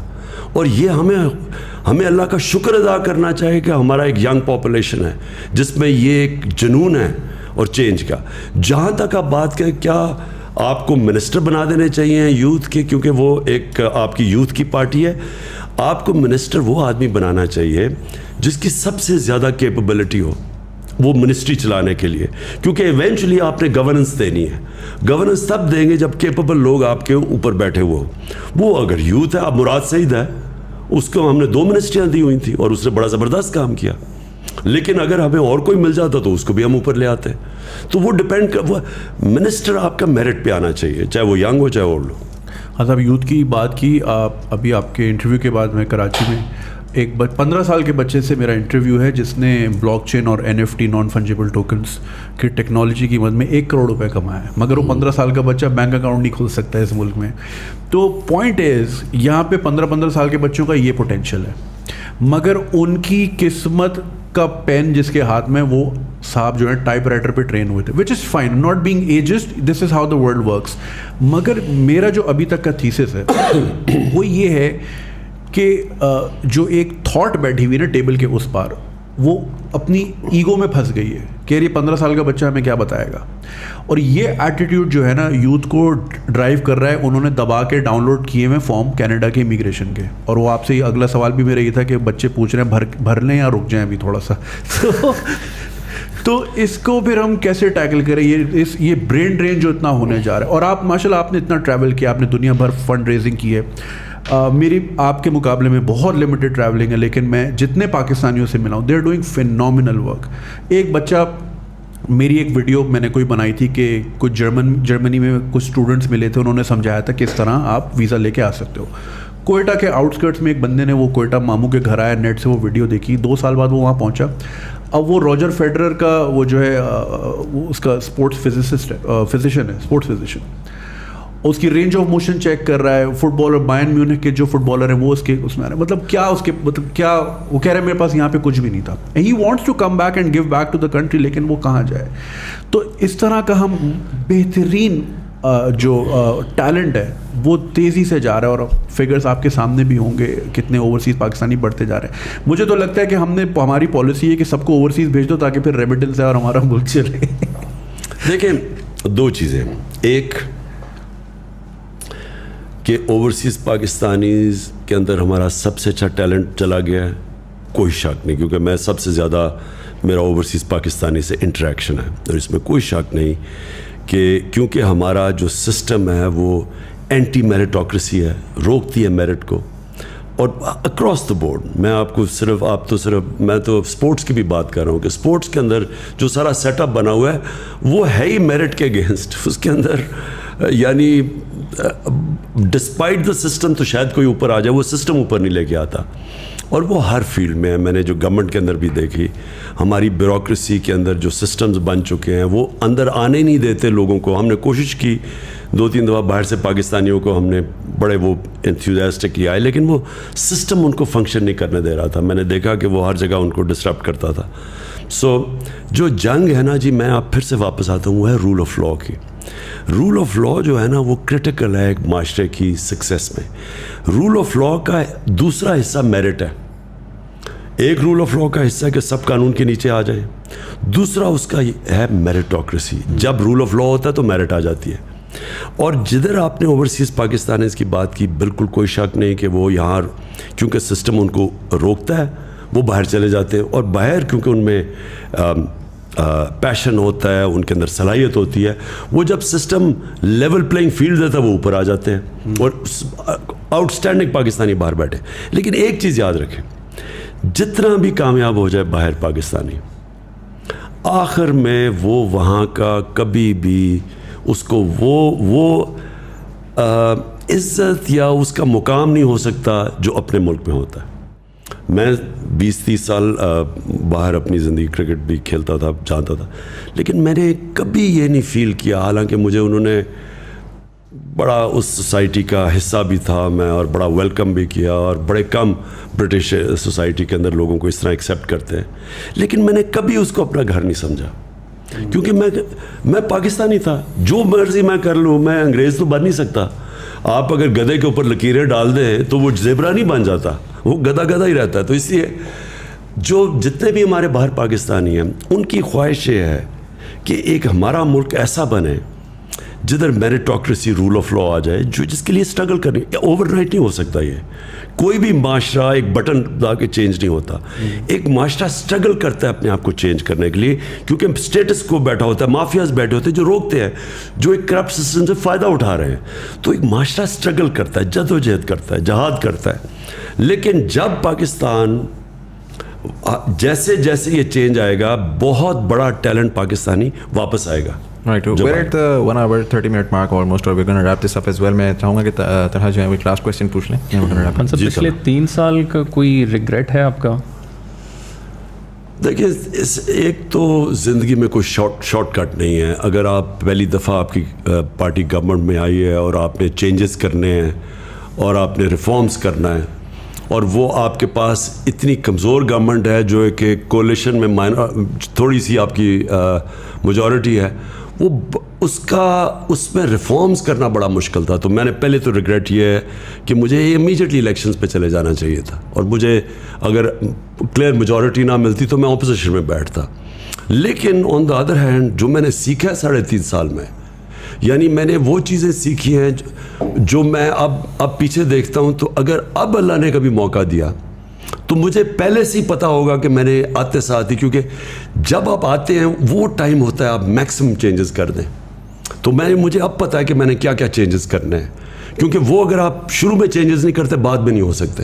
تو جب آپ کی میکسیمم طاقت ہوتی ہے تب وہ مین چینجز کریں. تو وہ تو میں نے پرائرٹائز بھی کر لیا. اور پھر دوسری چیز کہ پہلے سے آپ کو پتا ہونا چاہیے کہ جو آپ کی جگہ ہیں کس نے ان کے اوپر آ کے بیٹھنا ہے. وہ ہم پہلے پاور میں, پہلے تو خیر ہماری گورنمنٹ یا کوئی 2-3 دن پہلے پاور سے پورے نمبرز پورے ہوئے. جب نمبرز پورے ہوئے تو پہلے جب گورنمنٹ آئی تو تب ہمیں پریزنٹیشنز ملنی شروع ہوئی کہ ایک اداروں میں کیا سچویشن ہے. تو وہ فائر فائٹنگ ہی اس وقت ہو رہی تھی, آپ کے پاس پلاننگ ہی ہو سکتی ہے. اس وقت انشاءاللہ پلان کر کے آئیں گے اور پتہ ہوگا کہ کرنا کیا ہے. لوگوں کو بھی پہلے سے آئیڈینٹیفائی کریں گے کہ کی جگہ کے اوپر کون سے لوگ بیٹھے ہیں. یہ اور ریگریٹ میرا سب سے بڑا یہ ہے کہ ہمارے پاس جو ہم کر بھی سکتے تھے, جو بڑے بڑے کرمنلز اور جو مافیاز تھے, حالانکہ ہم نے بڑی زمینیں چھڑوائیں, قبضے گروپس سے پکڑا, گورنمنٹ کی زمینوں کے اوپر یہ پولیٹیشنز نے قبضے کیے ہوئے تھے وہ سارے چھڑوائے. لیکن ہم نے جس طرح ہمیں جو ہمارے پاس FIA بھی تھی اور اینٹی کرپشن بھی تھی اور FBR بھی تھی, ہم اور زیادہ کر سکتے تھے. لیکن انفارچونیٹلی ہمیں ریزسٹنس اندر سے بڑی آئی, یعنی جو ہمیں پتہ نہیں تھا کہ کئی لوگ ان کے ساتھ اندر سے ملے ہوئے تھے, تو وہ گو سلو کر دیتے تھے. ہم اس طرح کا جو احتساب کرنا چاہتے تھے, جو نیب تو ہمارے ہاتھ میں نہیں تھی, عدلیہ ہمارے ہاتھ میں نہیں تھی, لیکن جو ہمارے ہاتھ میں بھی تھا ان اداروں کو آہستہ آہستہ ہمیں جب سمجھ آئی تو وہ آخری 1 سال کے اندر پوری طرح سمجھ آئی. تو اب انشاءاللہ کبھی بھی موقع ملے تو آتے ساتھ ہی کریں گے. اور PDM کے لیے کوئی لاسٹ میسج؟ دیکھیے PDM تو ایک صرف اینٹی عمران الائنس ہے. ان کا تو کوئی نظریہ ہے نہ کچھ ہے. ان کی صرف ایک چیز ہے, کیونکہ سب کے اوپر زیادہ تر یہ ضمانت پہ ہیں, کرپشن کے کیسز ہیں, اور ان کی صرف ایک کوشش یہ ہوگی کہ کسی طرح عمران خان اور PTI کو یہ کامیاب نہ ہونے دے, کیونکہ ہم کامیاب ہوتے ہیں تو ان کی پالیٹکس ختم ہو جاتی ہے. تو اس لیے یہ ایک ان نیچرل سی الائنس ہے جو پازیٹیو نہیں ہے, ایک نیگیٹو الائنس ہے. صرف یہ کہ ایک آدمی کے ڈر سے اور پارٹی کے ڈر سے یہ سب اکٹھے ہیں. رائٹ سر, اگر ریپ دس اپ, میں بس ایک سوال آپ سے پوچھوں گا, جنرلی میں سب گیسٹ سے پوچھتا ہوں. I want to channel Imran Khan the human, not Imran Khan the politician. آپ کی ظاہر ایک جرنی رہی ہے, کرکٹ کے کریئر میں آپ کی ایک جرنی تھی, اس کے بعد پھر as a philanthropist and then as a politician. ابھی 2023 چل رہا ہے, آج سے 27 سال بعد 2050 کا پاکستان ہوگا, آلموسٹ 103 سال کا پاکستان ہو چکا ہوگا. How do you see Pakistan 30 years from now in 2050, knowing what you know now and seeing all of that you've seen, how do you predict کہ no matter what happens, what is Pakistan going to look like 30 years from now? دیکھیں مزمل, آپ نماز میں مانگتے ہیں کہ اللہ 2 راستے, ایک ہے سیدھا راستہ جو انسان کی عظمت کا راستہ ہے, اور دوسرا ایک تباہی کا راستہ, اس میں پوٹینشیل کی بھی انسان کی تباہی کا راستہ ہے. 2 راستے ہیں قرآن میں. آپ صرف نماز میں ایک اللہ سے یہی صرف مانگتے ہیں کہ مجھے اس راستے پہ لگا. قوم کے بھی 2 راستے ہوتے ہیں سامنے, کیونکہ انسانوں کی قوم بنتی ہے نا, تو ہمارے سامنے بھی 2 راستے ہیں. یا ہم اب یہ جو سارا جو سازش ہوئی ہے اور یہ جو ساری ہمیں ایک غلام باہر کی مداخلت سے امپوز کی گئی ہے چوروں کی حکومت, تو یا تو یہ چلے گی اور اس کے بعد ایک تباہی کا راستہ ہے, اور یا اس کو فائٹ کرے گی قوم اور پھر وہ راستہ اختیار کرے گی جو کہ آزادی کا راستہ اور مشکل راستہ ہے. یہ جو غلامی کا راستہ ہے یہ لگتا آسان ہے, اٹریکٹیو لگتا ہے کہ جی آپ کو پیسے بھی مل جائیں گے, تھوڑی ایڈ بھی مل جائے گی, آپ کو لائف سپورٹ مشین میں بھی تھوڑی چیز پمپ ہو جائے گی کہ آپ آگے چلتے جائیں, پھر تھوڑی دیر کے بعد آپ بھیک مانگیں. ذلت کا راستہ ہے. دوسرا ہے خودداری کا اور آزادی کا راستہ, اور وہ ہے لا الہ الا اللہ کا راستہ. جو لا الہ الا اللہ ہے نا جی, یہ پورا ایک فلسفہ ہے, یہ آئیڈیالوجی ہے کہ سوائے اللہ کے کسی کے سامنے نہیں جھکنا. ایک غیرت کا راستہ ہے, خودداری کا راستہ ہے, اور انسان کی عظمت کا راستہ ہے. کیونکہ پھر انسان جب اپنے پیر پہ کھڑا ہوتا ہے اور اللہ پہ رلائے کرتا ہے, ہمیشہ وہ قوم اوپر جاتی ہے. جو مدینہ کی ریاست تھی وہ کیوں اللہ ہمیں کہتا ہے کہ نبی صلی اللہ علیہ وسلم کی سنت پہ چلو, اور وہ ان کی سنت تھی, کیونکہ اس کے اوپر دنیا کا ایک عظیم سویلائزیشن کھڑا ہوا تھا. وہ کیا کیسے 2 سپر پاورز تھی, تو کیا ان کو کبھی کہا کہ ہمارے نبی صلی اللہ علیہ وسلم نے کہ کسی سے ایڈ لے کے جاؤ کہ جی پیسے مانگو, بلکہ انہوں نے ان کو اناؤنس کیا کہ میں اللہ کا پیغام لے کے آیا ہوں, اگر فالو کرو گے تو آپ کی بہتری کے لیے. 10-12 سال کے اندر وہ دونوں گھٹنے ٹیک گئے ان کے سامنے. یہ تاریخ کا حصہ ہے. تو وہ پرنسپلز انہوں نے سیٹ کیے تھے, جس کا مین پرنسپل لا الہ الا اللہ ہے, کہ انسان اللہ کے سامنے کسی کے سامنے اس کے علاوہ نہیں جھکتا.